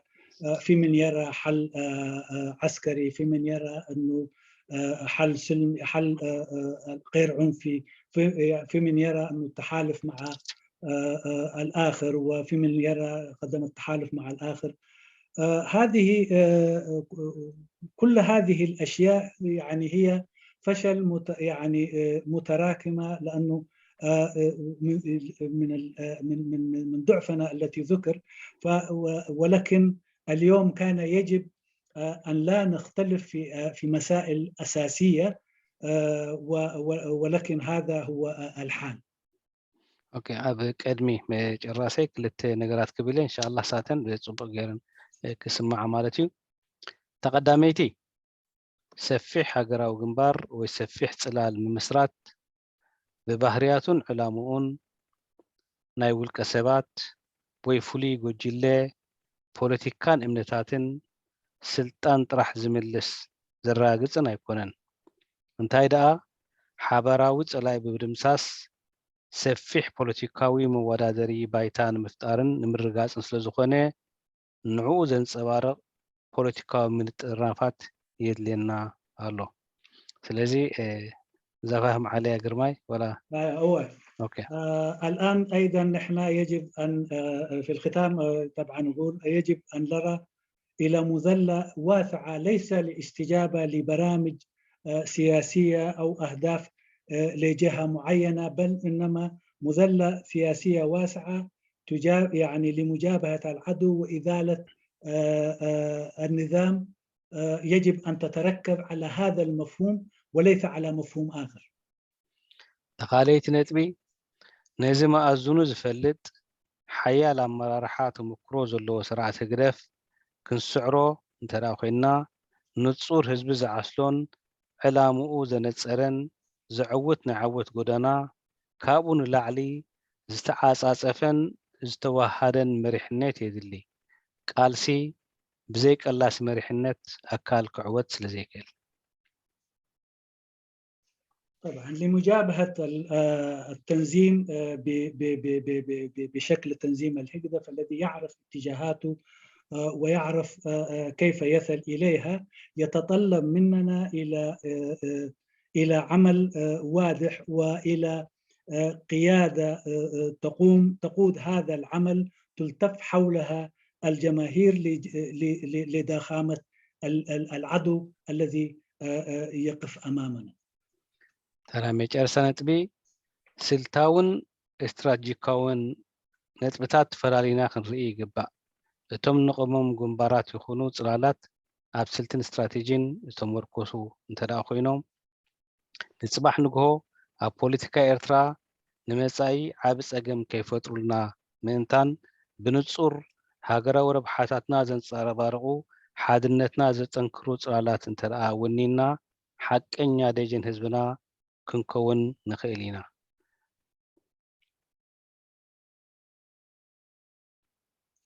زي ناي مودعتا تقملي اوكي اتوم نقبرم صلالاتن نطرنافاتن سلتن استراتيجين فلالينا خنرئ خنكيل ኣለና ኣብኣቶም ኣይና እቲ ብስልቲ ክንኮን ታክቲካል ክንኮን ዘለና ኣይና ካብ ስትራቴጂ ክንኮን ዘለና ምክንያቱ ኣብኣቶም ተዳገለ ጌጋታት ጌርና ፅባሕ ንግሆ ኣብቲ ናይ መፅእ ዘሎ ሃገር ፀገም ከጋጥሙና ስለ ዝኽእሉ ብንፁር ሃገራዊ ረብሓታትና ዘንፀባርቑ ሓድነትና ዘጠንክሩን ፅላላት ኢና ክንውንን ዘለና كم ترى خوينا هنا حقنا دجن حزبهم كون نخيل.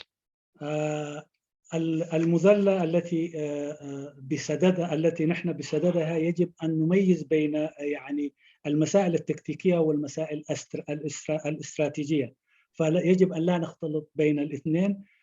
وإذا أخطأنا يعني وخلطنا بين هذه الأشياء إنه حيكون على حساب الوحدة وعلى حساب الوطن وعلى حساب الشعب. فبالتالي المظلة التي بصددها أن نبنيها هي مظلة يعني تميز بين المواقف التكتيكية والمواقف الاستراتيجية، ويكون عندها برنامج وخط وطني واضح بحيث تخلص شعبنا من الكابوس أو من النظام التي جاسم على صدره، وأيضا تكون يعني فاتحة لبناء شعب ووطن وأهداف تكون الذي وتكون والأهداف تكون واضحة لا لبس فيها، هي تكون صالحة من مصلحة الوطن والمواطن. بمጨረስታ ኣብዚ ገዛ ብዙሓት መማህራንን ካድራታይን ይርኢ ስለ ዘለኹ ምናልባት ድፍረት ኣይትቕፀሩለይ ኣብ ቅድሚኹም ከምዚ ኢለ ይዛረብ ስለ ዘለኹ ዝኾነ ዝጎደለ ሓያል ይኹን ወይ ከዓ ድኹም ጎነታት ናይ ተቃውሞ ክትምልኡ ብትሕትና ይማሕፅን ፅኒኢልኩም ስለ ዝሰማዕኩምኒ ብክብረት ይቀኒየለይ ይብል ንሓው ግርማይ ካ ይቀኒየለይ ፅኒኢልኩም ሰማዕኩምኒ ይቀኒየለይ ወሽክረን ወሰላሙ ዓለይኩም أولا يعني عذرا أنا تحدثت أمام يعني كثار من المعلمين وسياسيين، فبالتالي أيضا هذا طبعا كل ما أردت أن أقوله، وبعد ذلك إذا كان في أي شيء ممكن إتمامها أو ممكن تناولها بشكل إضافي إلى ما ذكرته. وعلى العموم أشكر الغرفة وشكرا. شكرا جزيلا أستاذنا الباشمهندس إدريس نورو، وشكر جزيل للأستاذ جرمال نجيل على الترجمة الرائعة كما عودتنا دائما. إن شاء الله الفرصة الآن حتكون مفتوحة للأسئلة والنقاش معا. يعني حندي فرصة بس الناس تحاول تختصر في الزمن عشان فرص تصل للكل. وعليه فترجمة زيادة تقريبا شوية براكتس مقبرة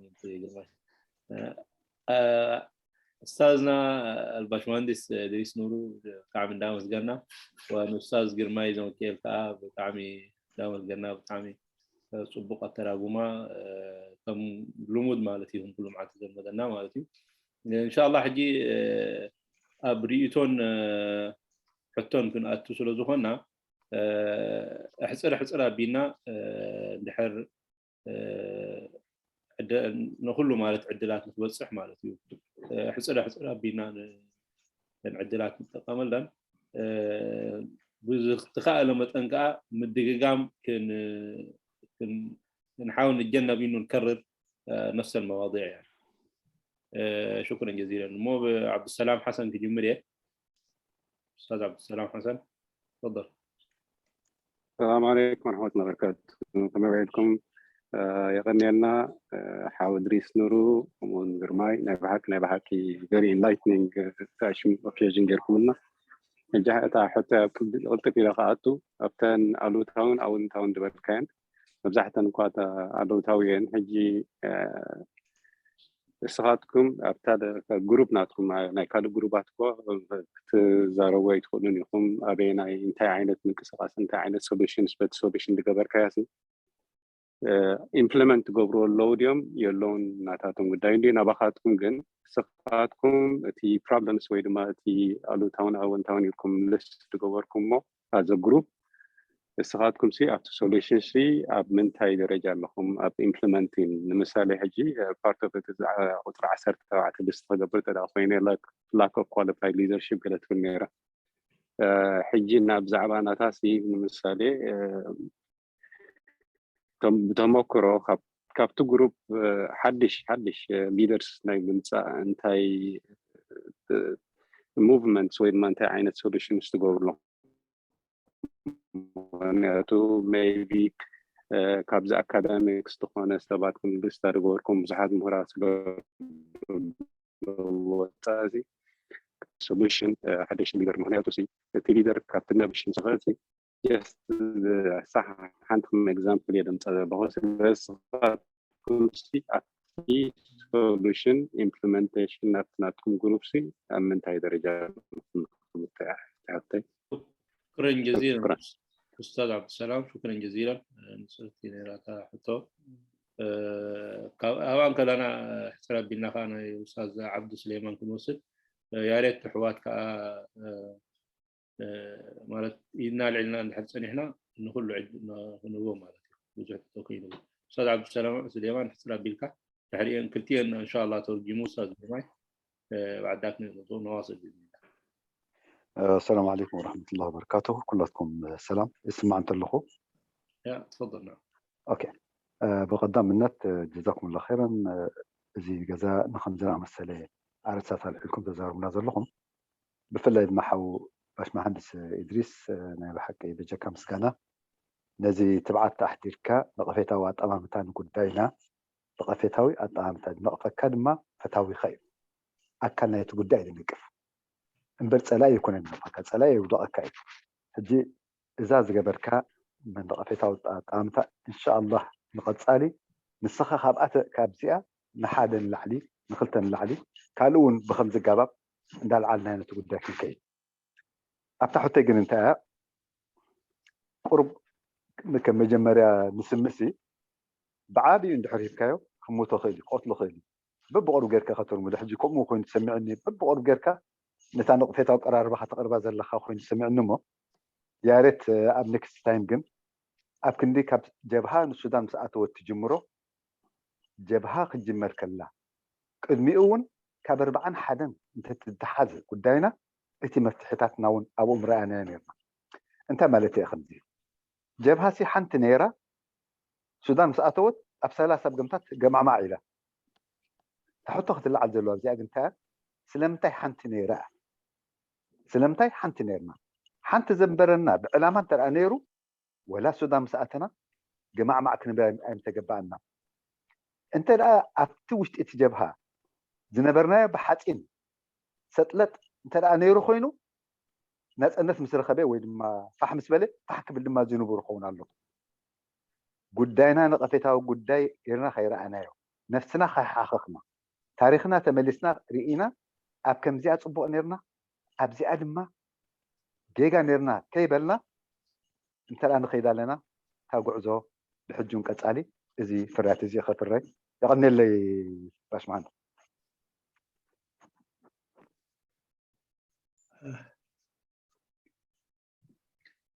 شكرا جزيلا أستاذ عبد السليمان. إن شاء الله أستاذ قرماي ترجمة وعدك أستاذ إدريس. تقدميتك وأنا بزح أي قالي دمستاتي قبرني رواي أي سمعكوان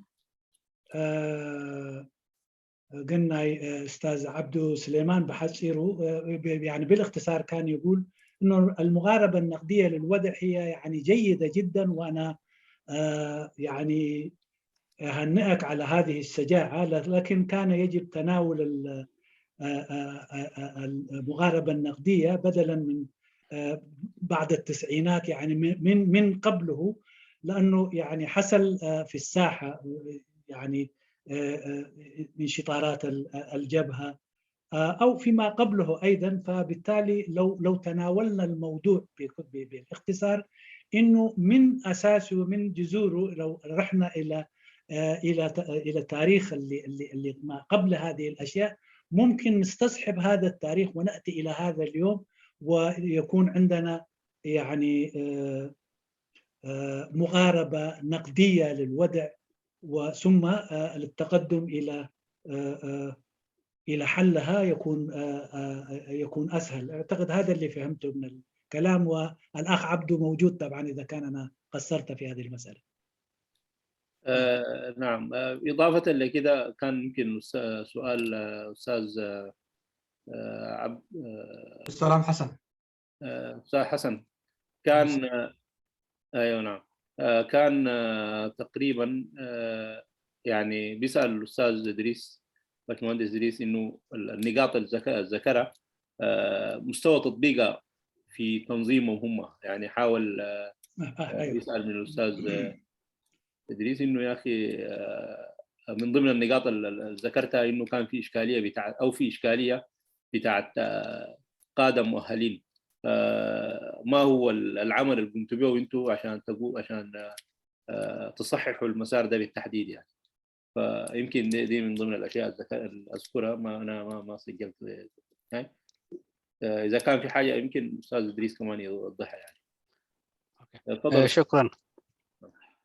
مجمرتا يغني لي كبر حو عبد السلام حسن كون حو عبد سليمان تناي عبد السلام حسن نصرتي حتى انيرا مالتي بزعبه تناي ليدرشيب اتزارب مخنياتو كواليفايد دخونه ليدرشيب كتغبرسي انتاي حدش امبلمنت زغبركمولو بزعبات زلخا يسخان تي مقصقاس تخدون زلخا طرحها كتبل تخيل امبر بزعبه خلاص هاي تفلتنخا يلو حقيقه انا بزيك العالم كابت حاده استخايده ابزناي صلالات مالتي بحلف اب هاغراو بايتون ديمقراسياዊ ለውጢ ኣብ 2019 ሓደ ዓበይ ዘላነ ቅድሚት እዩ ተኻይዱ ንሱ ከዓ እንታይ እዩ እቲ ብኮታ ዝብል ነበረ ኣብ 2011 ዝተመርፀ መሪሕነት ናይ ባይቶ ዝነበረ ኖ ብከምኡ ሰራሕ ኣይክእልን እዩ ምክንያቱ ኣብ ደውታ እቲና ስለ ዝነበረ ካብኡ ወፂና ብዓቕምን ብቕዓትን ክኸውን ኣለዎ ስለተባህለ ብዙሕ ኣካቲዑ ኣብ መጨረስታ ዝሕጂ ኣነ ዘለኹ ማለት እዩ كما أبال فتصامي تخوين تسرح زلخو كلهم تو أبالات نايتي بايتو بخصور رحلو تباهيلهم باب حدا بتبقعاتن عقمن تمريز وسلازي حدا عابي أبتي بحلف أبناي اللي فين تخسرح كلها بزحات ودباتن حيلتاتن سلازلو نزي قدات السيركا ولا خاب حدا ود بيخونو ولا خاب حدا مكسقاس يخونو بقعات زلهم ترح نروح لهم بالهم زي متاوزي حدا عابي سقمت سلاز نبره بزا قاطامي تي هاغراو بايتون ديمقراسياዊ ለውጢ ዝወሰዶ سقمتي كما سقنو يقبأ كأول على خا كسرح مدلخ مالتي أبتي تقولو زلخا كالة قديات متأثاو كالا إني شنخ أبال مالوات أبت مجمر تاي تقصكون ونقيلة أبال نيسل فينا خدا ونين نيسل في حداسة إيه مالتي أبونا أبال في تصاميتي زلخ مالتي أبونا أبتي انتهى سبيسيفيك على حتيت كمالتي أزمج أرساز قبرنا قبائي دارجا فرقتي مريحنت حدش مريحنت بمتأثاو حدش دم متأثاو تي ودبون نقدميت كخير كيلو أبستفعل على خالات ودباتهم كومنتات الرأي له سلازي إمبلمنت نايت حدش مريحنت ذات رأي مسألة من البات بقعات تمرتي كالتهم مكروتات بقمة نداءته خلص لزلو تازل على كا قداي عدلايتا حجيجن دحر نوح تا خوينو كتقصص دلخو قالوا تا وشنا خاص لزنو ورأي حجيجن بموتونو قرب ندات محاشي خير له أبتاحوا عبد السليمان زغربكا እታርእስ ንዓይቶ ሃበትኒ ናይ ደንበ ተቃውሞ ስለ እትብል ኣብ ኣጥራሕ ፎካስ ገይረ ማለት እዩ እቲ ካብ ጀብሃ ድጅምር ካብ ኣርባዕታት ዝበልካዮ ሓቂ ከለኻ ኣሉታውን ኣውንታውን ሸነኻት ናቱ ክግምገም ኣለዎ ግን እቶም ከምኡ ኣርእስቲ ሒዞም ዝመፁ ምናልባት ንዓኣቶም ክገድፈሎም ወይ ከዓ ብመፅናዕቲ ዝቐርቡ ሰባት ግን ኣብቲ ዝበልካዮ ከስምረሉ ይደሊ ከምቲ ዝበልክዎ ናቱ ምንፀበረቕታ ክሳብ ሕጂ ስለ ዘይገደፈናቱ ዝነበረ ኣሉታዊ ሸነኻት ስለ ዘይገደፈና ስምብራት ስለ ዘለዎ ንዕኡ እውን ከም እቶም ተገብረ ግን ታርእስቲ ብጣዕሚ ክገፍሕ ስለ ዝኽእል እታ ኣጀንዳ ናተይ ከዓ ኣብ ደንበ ተቃውሞ ስለ ዝነበረት እያ ይቐኒለይ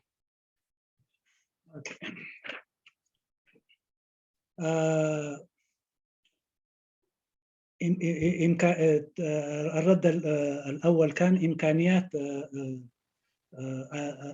يعني مواصفات القيادة أو دخول القيادة في محك العمل طبعا إلى حد ما في تغيير إمكانيات كانت يعني دلوقتي إنه عندما أتت القيادة الحديثة في المجلس الوطني للتغيير الديمقراطي كانت الإمكانيات والمقدرة كانت من ضمن الأشياء التي قيمنا فيها للقيادة وعملنا بها إلى حد ما وماشيين أيضا في التنظيم الذي انتمي إليه اللي هو النهضة يعني أنا عضو تنفيذية فيه إذن أدخلنا دماء حديثة وهذه هي يعني إن دلت تدل أنه القيادة تأتي ليس كونها أنه يعني لأسباب غير الإمكانيات وغير المقدرة أو غير التجربة أو غير العلم أو تسلح بالعلم يعني حاولنا نأتي إلى هذا الاتجاه أن تقييمنا لدخول القيادة هو أن يكون عنده الكفاءة عنده المقدرة عنده العلم فهذه قاعدين ندخلها وليس عندنا فقط كثير من التنظيمات أيضا بدأت كما نراه أن قاعد تسلك هذا المسلك فبالتالي نحن أقدر أقول أنا تناولته من باب أنه يعني برضو هو كان ضعف يعني من التي نعاني منها لكن حاليا بدأنا أو نقول شرعنا في الذهاب إلى هذه الاتجاه فالقيادة تأتي لكونها عندها كفاءة، عندها مقدرة، عندها إمكانيات، وإذا توفرت عندها تجربة. هذه المسائل قاعدين نعمل بها والكل قاعد يعمل بها. بالنسبة للأخ عبد السليمان، أن العنوان التي أعطي لي أن أتحدث فيه كان أن أتحدث يعني ضعف قوة، يعني مكان من الضعف والقوة للمقاومة الإريترية ابتداء من التسعينات، وإلا لو كان الموضوع مفتوح ممكن قد كنا تناولناه من الأربعينات أو ما قبله.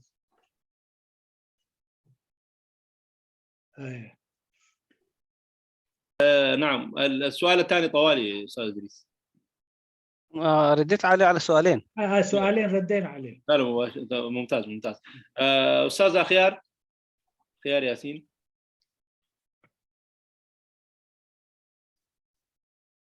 خيار ياسين، بالنسبه شو اسمه دلوقتي شويه، انه الاسئله اذا ترجمناها مثل اختصارا كسبا للوقت، فمن خلال ترجمه السؤال حتى لو اذا كان الرد كان بالتقرينيا ممكن يفهم المتتبع، وممكن ايضا بالعربي يفهم شويه. خليناها كده يعني. أوكي. طيب استاذ السلام عليكم. وعليكم السلام استاذ أخيار. تحياتي للإدارة وتحياتي للأستاذ العزيز إدريس نورو، ولكل المستمعين والحاضرين والمتداخلين. وأشكر الأستاذ إدريس على التقييمات التي قدمها لنا. وأنا عادة يعني ما شاء الله المواضيع كانت طويلة وكثيرة، لكن يعني بعض النقاط يعني حبيت أعلق عليها يعني، وأرجو أن أكون يعني أستطيع أن أوضح ما أقصد يعني. أولاً يعني بعد التقييمات طبعاً كانت بدون أدنى شك ممتازة، وكثير من القضايا يعني وضحت لنا وكده، لكن بعد المواضيع اللي ممكن أنا قد تكون يعني فاتتني أو ما فهمت بشكل سليم، لكن إن شاء الله يعني إذا الموضوع بهذا الشكل ممكن أفهم من الأخ. هي زي ما ذكر أحد المتداخلين يعني التقييم يجب أن يكون يعني في هذه المراحل، خاصة أن إحنا حالياً بنعاني يعني، وصحة العمل بتاعتنا وتوجيهنا للجماهير الإريترية يأتي من الأساس في التقييم يعني. والتقييم بيوضح رؤية واضحة للنضال الوطني الإريتري يعني. وهذه الطريقة هي ممكن يعني اللي تقدر تصوب العمل بتاع الأجيال يعني. لكن إذا التقييم في أساسه فيه يعني ضبابية، بالتأكيد هنا بتجي أشكاليات وبتدي مفاهيم كثيرة زي ما نحن الآن بنعاني فيها يعني. لذلك العمل الوطني أنا يعني أعتقده يعني لغاية ما جبهة التحرير الإريترية تخش السودان كان واضح يعني، والجماهير الإريترية في مواقفها في عملها كان بين مواقفها وبين عملها كان في انسجام، بغض النظر عن الكمال لله يعني. يعني إحنا دائما نشوف الخط العام للنضال الوطني الإريتري. لكن بعد انهيار جبهة التحرير الإريترية حصل تشويش، وحصل العمل يعني أصبح يعني لحد كبير وإن عم عليه يعني الجانب. فأنا ما عايزة كثير أدخل، ولكن حبيت يعني بس أشير للمسألة دي. وتبع المسألة بعد التحرير المسألة كانت يعني فزيعة، ومسألة كانت كثيرة في المواضيع دي يعني. فما قصدته أولاً إنه المسألة دي مهمة جداً التركيز عليها، لأن دي بتوري للأجيال وللعمل الوطني حاليا، وفي نفس الوقت أيضا بتوري مين عدونا ومين صديقنا، يعني لأن أنت التحديدات دي ما بتأتي عبثا يعني ولا بمزاج، ولكن عبر مراحل تاريخية ومواقف سياسية وطنية راسخة أنت يعني بتميز بين ما كان هو غير، وبتميز، ومن هذا الشكل بهذا الشكل برضو أنت بتمشي في طريق سالك حتى ولو كان فيه تعرجات وصعوبات يعني، وتنقذ الأجيال يعني القادمة أو الحديثة. دي كانت يعني نقطة مهمة.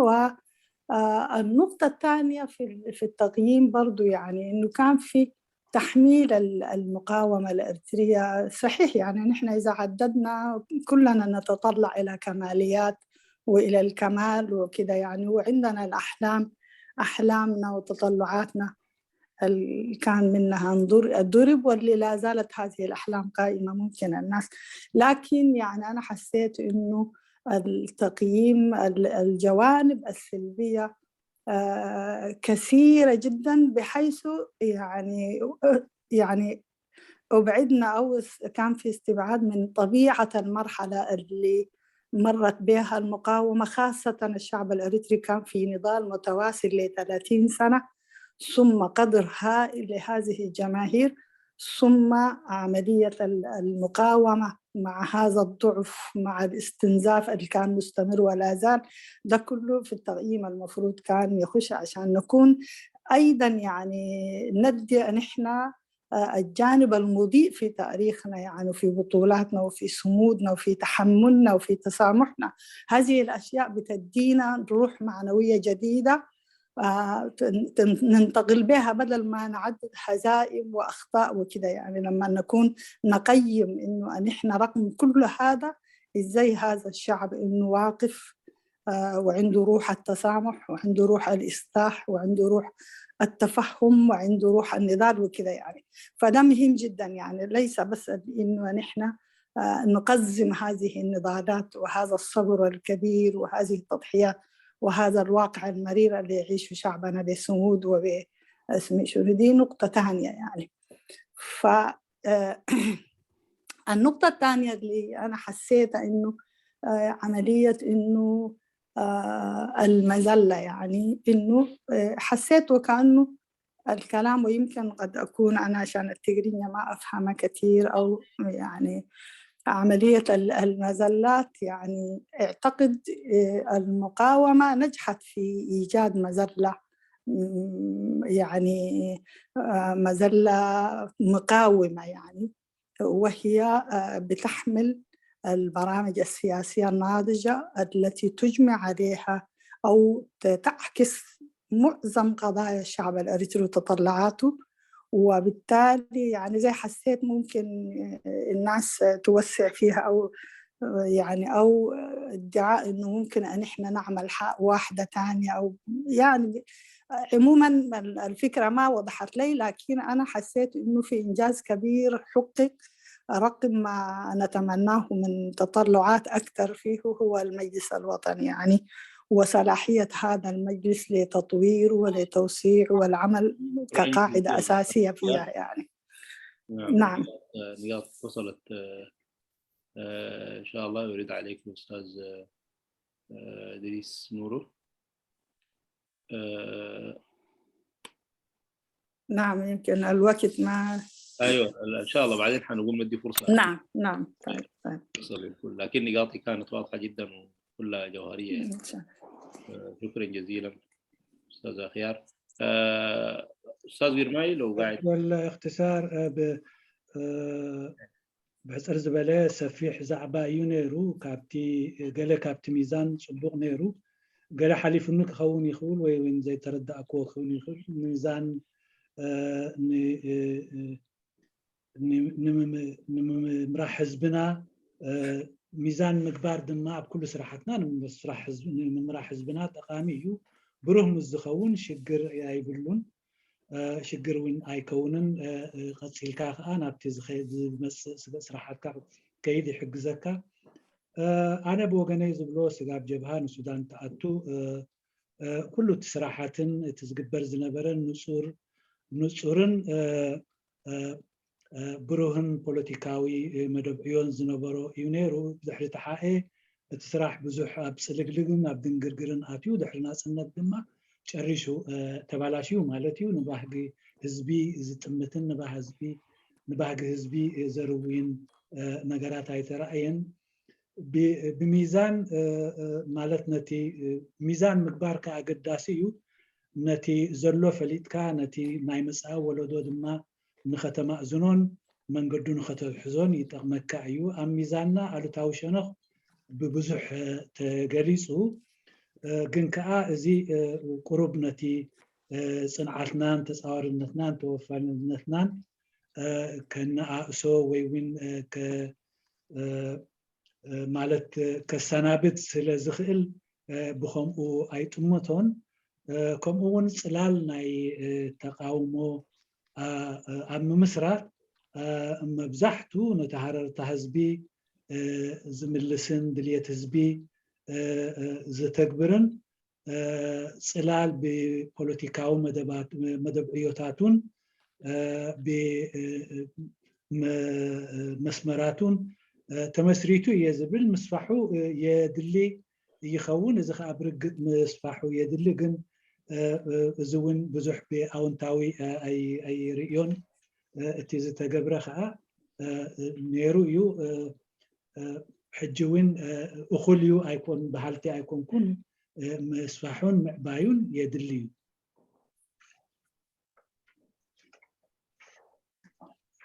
نعم أي أستاذ ديس نور يمكن سمع له؟ أيوة نعم. أولا أشكرك الأخت أخيار ما شاء الله عليك، يعني أسرت على نقاط كثيرة.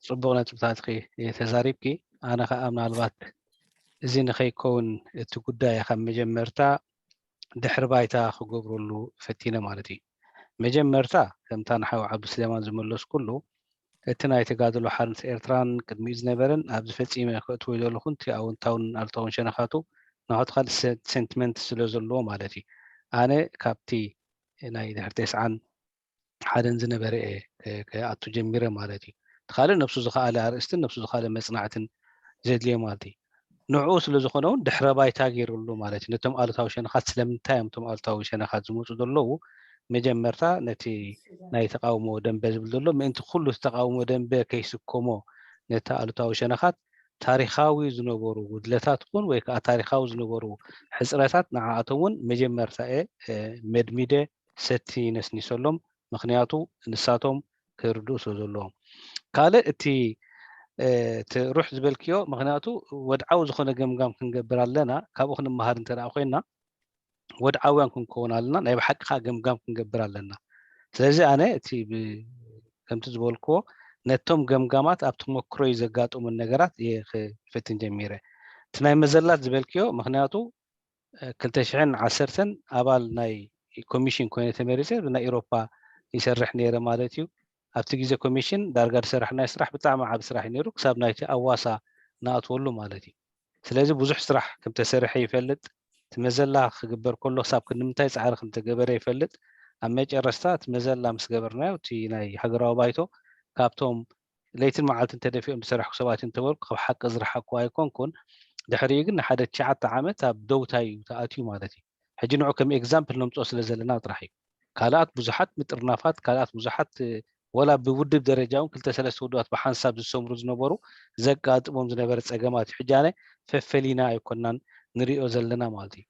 3-4 ውድባት ብሓንሳብ ፀንሑ ሜልሽን ፋሕብሉ ሕጂ ኣነ ከም ኣሉታዊ ሸነኻት ኣብ ኩላቶም ዝረኣይ ዝነበረ ይገልጽ ስለ ዘለኹ እየ። ገለ መዘላታት እውን ሕጂ እቲ ናይ ዝበልክዮ ናብዚ ዓበየ ፅላል ክንከይድ እውን ይሕሰብን ይስራሕን ኣሎ። ምክንያቱ ወላ እቲ ንብሎ ዘለና ብወገነ ኣነ ሃገራዊ ባይቶ ካብቲ ዝለዓለ ተሰርሐ ስራሕ ኢለ ዝኣምን ንመንፀባረቕታ ሕብረተሰብና ዘንፀባርቕ ዘሎ ፅላል ኢለ እውን ዝኣምን ኣብኡ ስለ ዘለኹ ዝቃለሱሉ ዘለኹ ንዑታት ምቁንፃብን ክስታን ኣይኮነን። ግን ካብኡ ናብ ዝለዓለ ደረጃ ከዓ ክንከይድ ይግባአና እዩ። ምክንያቱ ኣብቲ ፅላል እቲ ምሳና ብዙሓት ዘለው ውድባትን ሓይልታትን ስለ ዘለው ንኩላትና ዝጥርንፍ ዓይነት ንክንገብር እውን ክንፅዕር ክንከይድ ኣለና ማለት እዩ።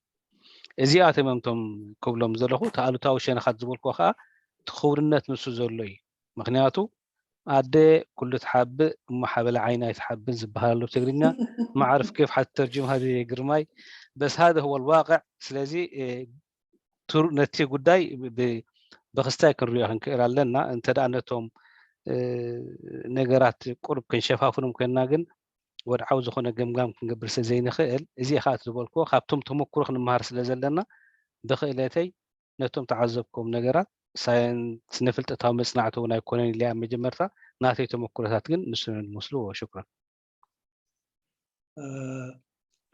طبعا لو كنت حضرتي في البداية أنا عند مدخلي لهذه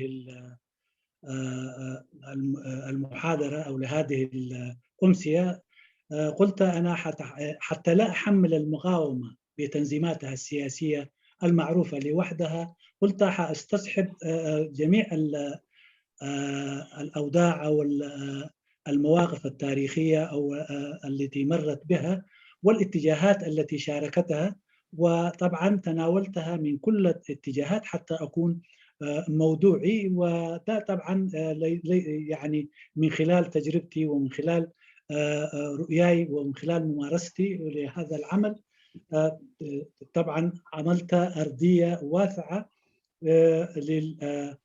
لنقاط ضعف المقاومة ونقاط قوتها بكل جوانبها. أما في مسألة بناء المظلة طبعا أنا حتى من بداية بناء التحالف طبعا كنت في هذا العمل وكنت في اللجنة المنظمة اللجنة التحضيرية لهذه المظلة وعملنا يعني بذلنا مجهود كبير وكثار بذلوا مجهود كبير ووصلنا إلى ما وصلنا إليه وتم بناء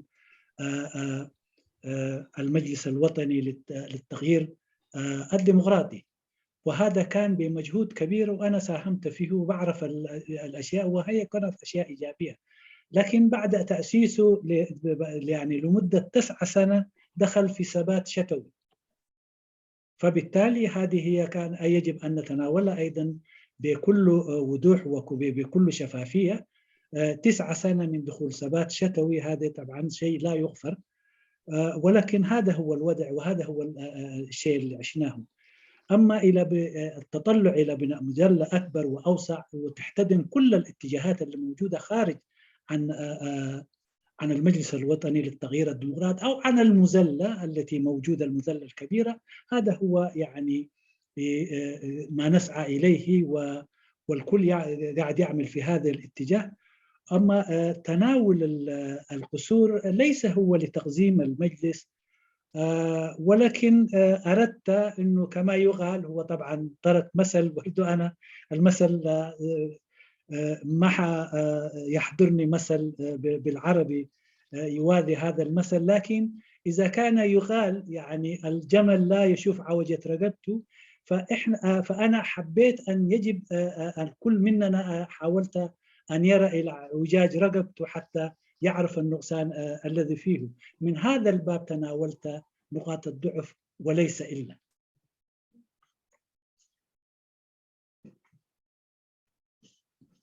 شكرا جزيلا أستاذ جرماي أستاذ سليمان بعد ذاك أستاذة هنا الله سمع الله تفضل اوكي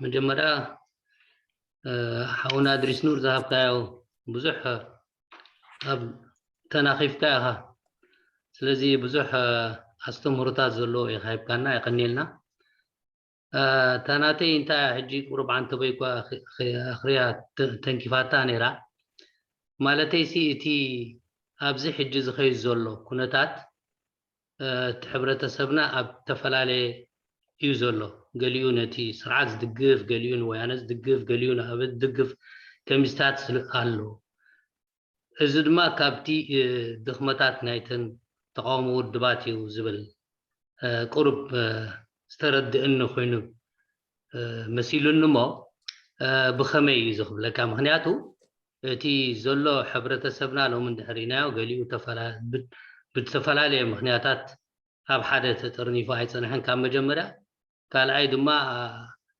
ብዙሕ ኣብ መንጉኡ ፍልልያት ዝነበሮ እዩ ነይሩ ሳልሳይ ድማ ገና ዝምባሌታት ናይቲ ዘሎ ስርዓት ፀንሖን ገና ዝምባሌታት ናይ ወገንነት ዝነበሮን ስለዝኾነ ኣዛ ዓይነታት ተሓሳስባ ሕጂ በፂሕዎ ዘሎ ኣብዚ ኩናት እዚ ክበፅሕ ክኢሉ ስለዚ እቲ ተቃውሞ ውድብሲ እንታይ ዘይገበረ ምክንያቱ ካብ ዓቕሙ ንላዕሊ እንድሕር ኮይኑዎሲ ከመይ ገይሩ እዩ ናብቲ ጉድለታት ናብ ናይ ተቃውሞ ውድባት ዝበሃል እየ ዝብል ተቐዳሚት እያ ማለት እዩ እታ ካልኣይቲ ናይ ንሓፍነት ዝበልካያ ድማ ልክዕዩ ውልቀ ሰባት ብንሓፍነት ክጓዓዙ ይኽእሉ እዮም ነገር ግን ኣብቲ ውድባት ስለምንታይ ንሓፍነት ይርአ ነይሩ ኣብዚኣ ክትሕብረና ማለት ንምንታይ ኣብ ውድባት ስለምንታይ ንሓፍነት ይርአ ነይሩ ምክንያቱ ውድብ ዓላማ ኣለዎ ነቲ ዝርአይ ጉድለታት ክርአዮም ከሎሲ ንምንታይ ብናሓፍነት ይሓልፎ ነይሩ ኣብ ሓደ ኣካል ናይቲ መሪሕነት ስለ ዝነበርካ ሓላየ ሳልሳይ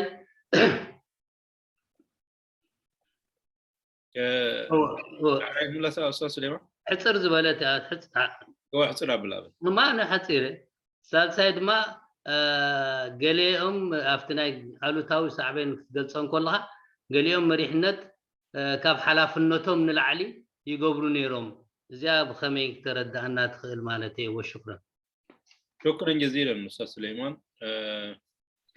ناخذ سؤال ثاني أستاذ إدريس ولا اوكي أستاذة هنا تفضلي اوكي السلام عليكم ورحمة الله وبركاته سمعون لهم اوكي مرحبا يا هلا وسهلا شكرا استاذ ادريس كم تقول جزء بتعمي very nice presentation كحتصروا لكم يعني ترد أني بزي title نايزي presentation اتي assessment دي خاتقبر نيركا زي current وي زلو قناتات نايدن بتقاومه وبرسيو دماني provide كيركالنا مالتي solutions يكونوا وي proposals كما يجرو خسرح كم زخيل موني حجي أنا حتى ينتا يبزز لنا يحجي خناتات درجتي دم بتقاومه ناب كل تجميع زلو اتي قرب النت نايت دم بتقاومه سي نزهيب كايا زلنا solutions نخسرح زنباليتات زلو وخينو تسمي عندنا مخنياتو تحادى حيدي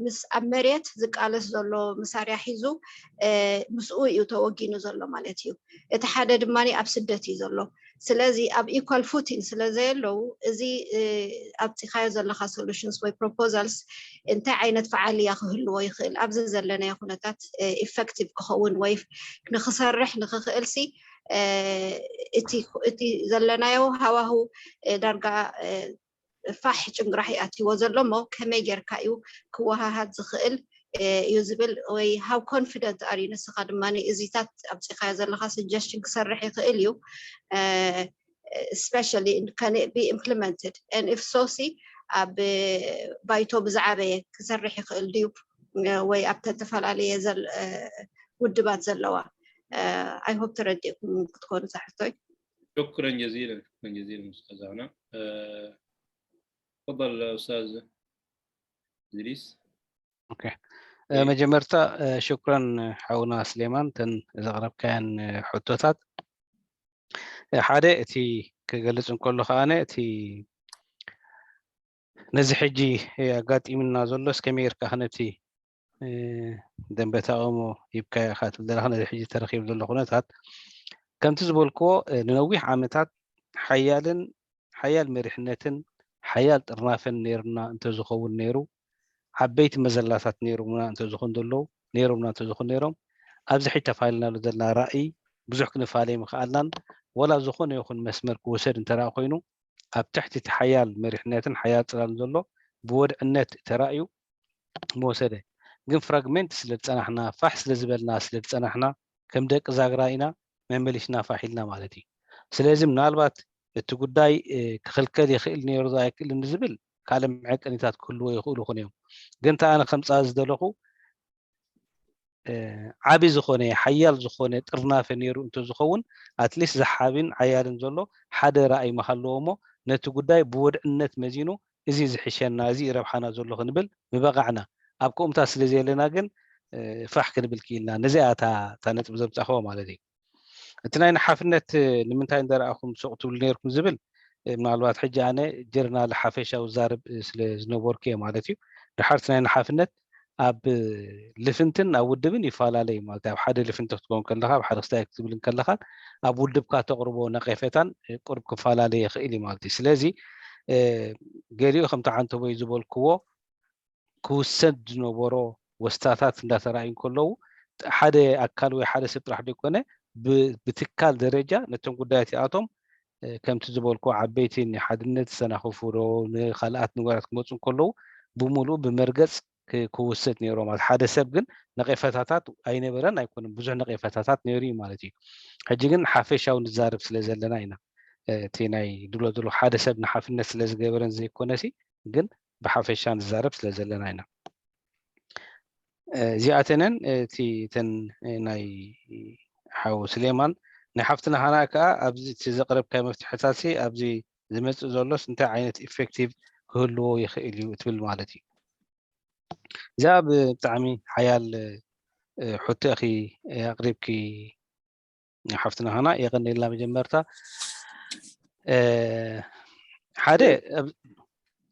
ሓደ ክርዳእና ዘሎ ኣብዚ ማለት እቲ ስርዓት ዝወሰዶ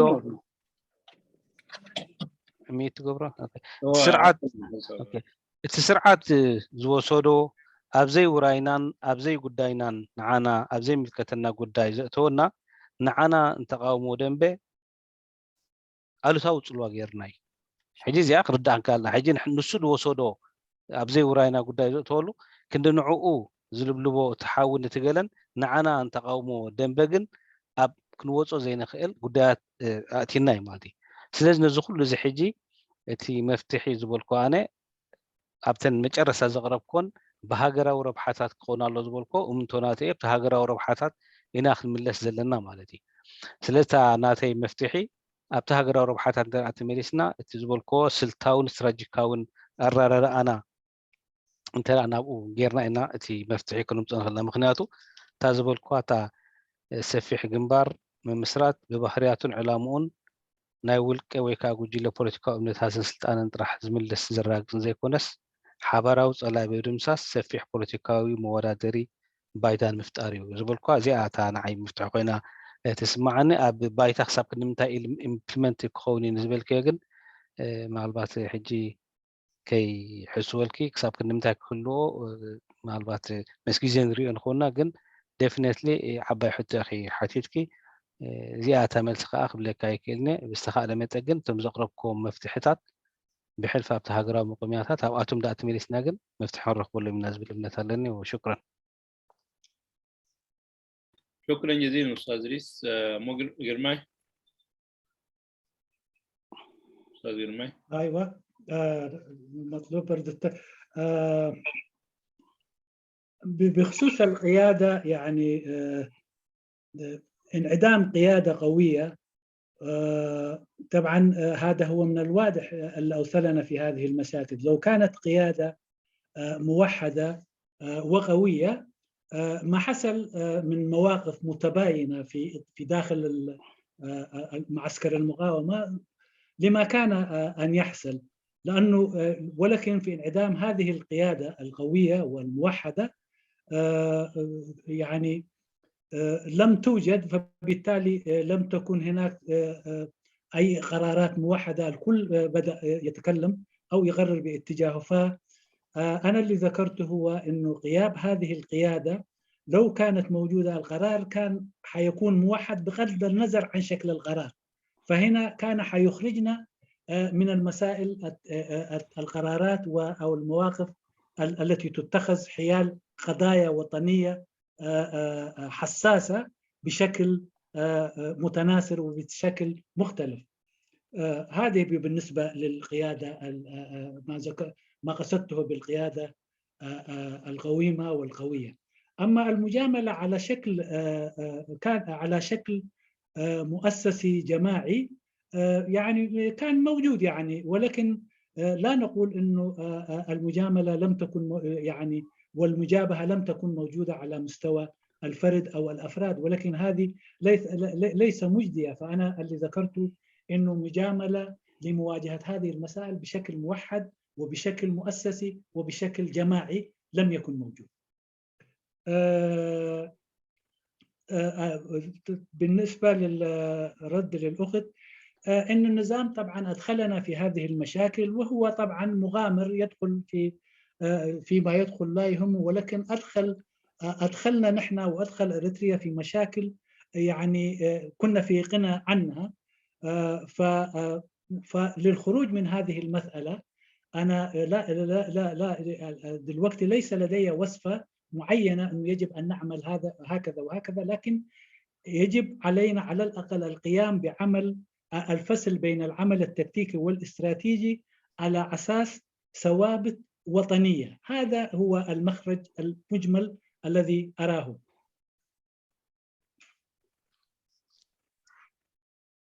شكرا جزيلا، شكرا جزيلا. أستاذ سعيد عثمان. أستاذ سعيد عثمان حامد، تفضل أستاذ سعيد.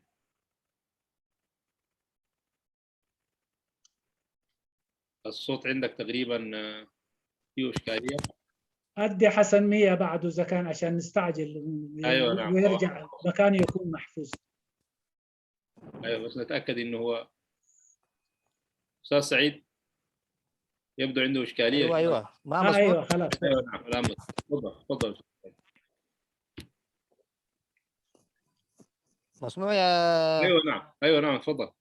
أخ يا مرحبا، السلام عليكم. عليكم السلام. السلام. تفضل. نعم. في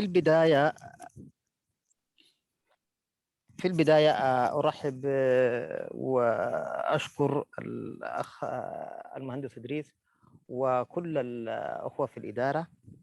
وفعلا يعني النقاط اللي تم ذكرها يمكن هي نقاط حقيقية ونقاط يمكن تلامس الإشكال الموجود في العمل المقاوم.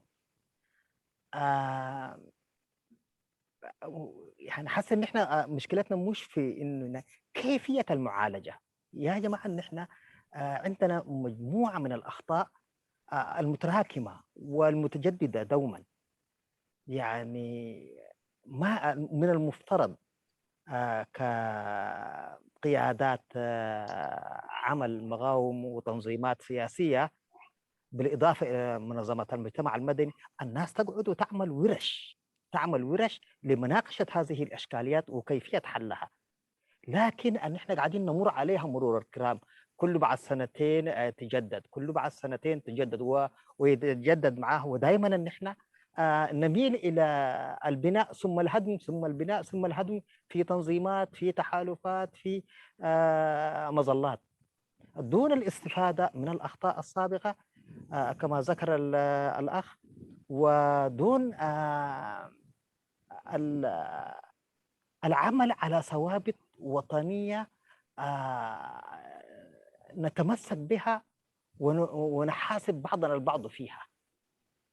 الهرج والمرج اللي حصل في الحرب الأخيرة الأثيوبية يعني شق المعارضة إلى نصفين، وده يؤكد انه نحن ماشيين على الهواء ساكت، يعني بدون اي ثوابت، بدون اي سياسات، بدون اي استراتيجيات. حتى كمظله في المجلس الوطني كان من الصعب او اقول انا من العيب انه ياخذ موقف المتفرج. هذه الحرب هي تؤثر علينا سلبا ام ايجابا. في هذه الحاله يجب ان يكون في موقف واضح جدا من هذه الحرب، وإذا هي بتمس الوطن الإريتري يجب أن يكون للمجلس الوطني صوت قوي وواضح. يعني ما يمسك العصاية من النص. مسك العصاية من النص أدى إلى انقسام الناس والتنظيمات إلى شقين. أنا أرجع وأقول كثيرة هي الأخطاء اللي قاعدين نقع فيها والمتجددة، وما هي الغاية إنه نحن نكون مظلات ثم مظلات ثم مظلات. عندنا مجموعة من المظلات ونضال تراكمي، في النهاية أفضى لنا إلى المجلس الوطني. أوكي، المجلس الوطني الأوراق الموجودة فيه، الهناية الموجود فوقه، يعني حاجة يعني نتاج نضالي ما لا يستهان به. نفتقد العمل الجاد، نفتقد انه نحن نحاسب بعضنا بعيد عن المحافظات سعيد، الحزبيه. لو ركزنا على الاسئله برضه أه؟ عشان ندي فرصه للجميع يعني. ايوه، انا بس ما دار اقول شنو، انه ان احنا اذا طالما عندنا اخطاء بدل ما نبحث عن مظلات ونوسع في مظلات وكده، عندنا المجلس الوطني نصلح من المجلس الوطني، نصحح اخطائه، ونكون جادين في طرحنا للقضايا الوطنيه. يعني ما في مجاملات، ما في محاصصات حزبيه، ما في انه يعني في داخل المجلس الوطني الناس توقع وتقر على اشياء، وفي اطار التنظيمات المنفرده هذا التنظيم المتفق في اطار المجلس يطلع بحاجات اخرى يعني يخالف ما اتفق عليه في المجلس. هذه الاشياء دي المجلس الوطني هنا ده المفروض طوالي يرسل رساله للتنظيم، ايش هذا الموقف اللي قاعد تتخذه ده؟ ليه عكس ما موجود؟ تكون في محاسبه، تكون في محاسبه. نحن لا نحاسب تنظيماتنا، المجلس الوطني لا يحاسب، لا ينتقد، الناس تجتمع والاخطاء تتراكم وما في معالجات. انا ارى انه الجلوس والبحث عن مخارج لهذه الأخطاء هو الحل، وليس الحل أن البحث عن مظلات والبحث عن هناك. وشكرا لكم. شكرا جزيلا أستاذ سعيد، الفكرة وصلت. أستاذ حسن. السلام عليكم، مساء الخير. عليكم السلام. أولا شكرا لمجموعة حوار لوعي مشترك وإدارتها، وأيضا الشكر للأخ الباشمهندس إدريس نورو. عموما الموضوع اللي عايز اتكلم فيه تقريبا اغلبيتهم اتكلموا فيه، بس انا حابب شويه مساله المظله والمجلس الوطني والتجمع يعتبر نعمه ونقمه. يعتبر نعمه اذا على الاقل المنضوين تحت هذه المظله يتفقوا اتفاق كامل على القاسم المشترك وعلى اولوياتهم، ويكون النقمة إذا هذا التجمع كل مجموعة عندها أولويات تختلف عن أولويات الآخرين. واليوم ده هو السبب اللي خلى المجلس الوطني يروح مكانه. في هذه الحالة يعني هل المهم هو العدد أم النوعية؟ نحن اليوم في المجلس الوطني في الحابل والنابل، وفي ناس من اصطفوا مع اثيوبيا ومن شككوا في السياده الاريتريه والى اخره، ولكن الجمل بما حمل يعني قاعد يروح مكانه. فالاخ ادريس يعني هل حتكون في شجاعه معينه حتى يعني مجموعة التعطيل للسير للأمام يعني يحصل لها مواجهة ولا لا؟ الشيء الثاني، متى حننتقل إلى العمل؟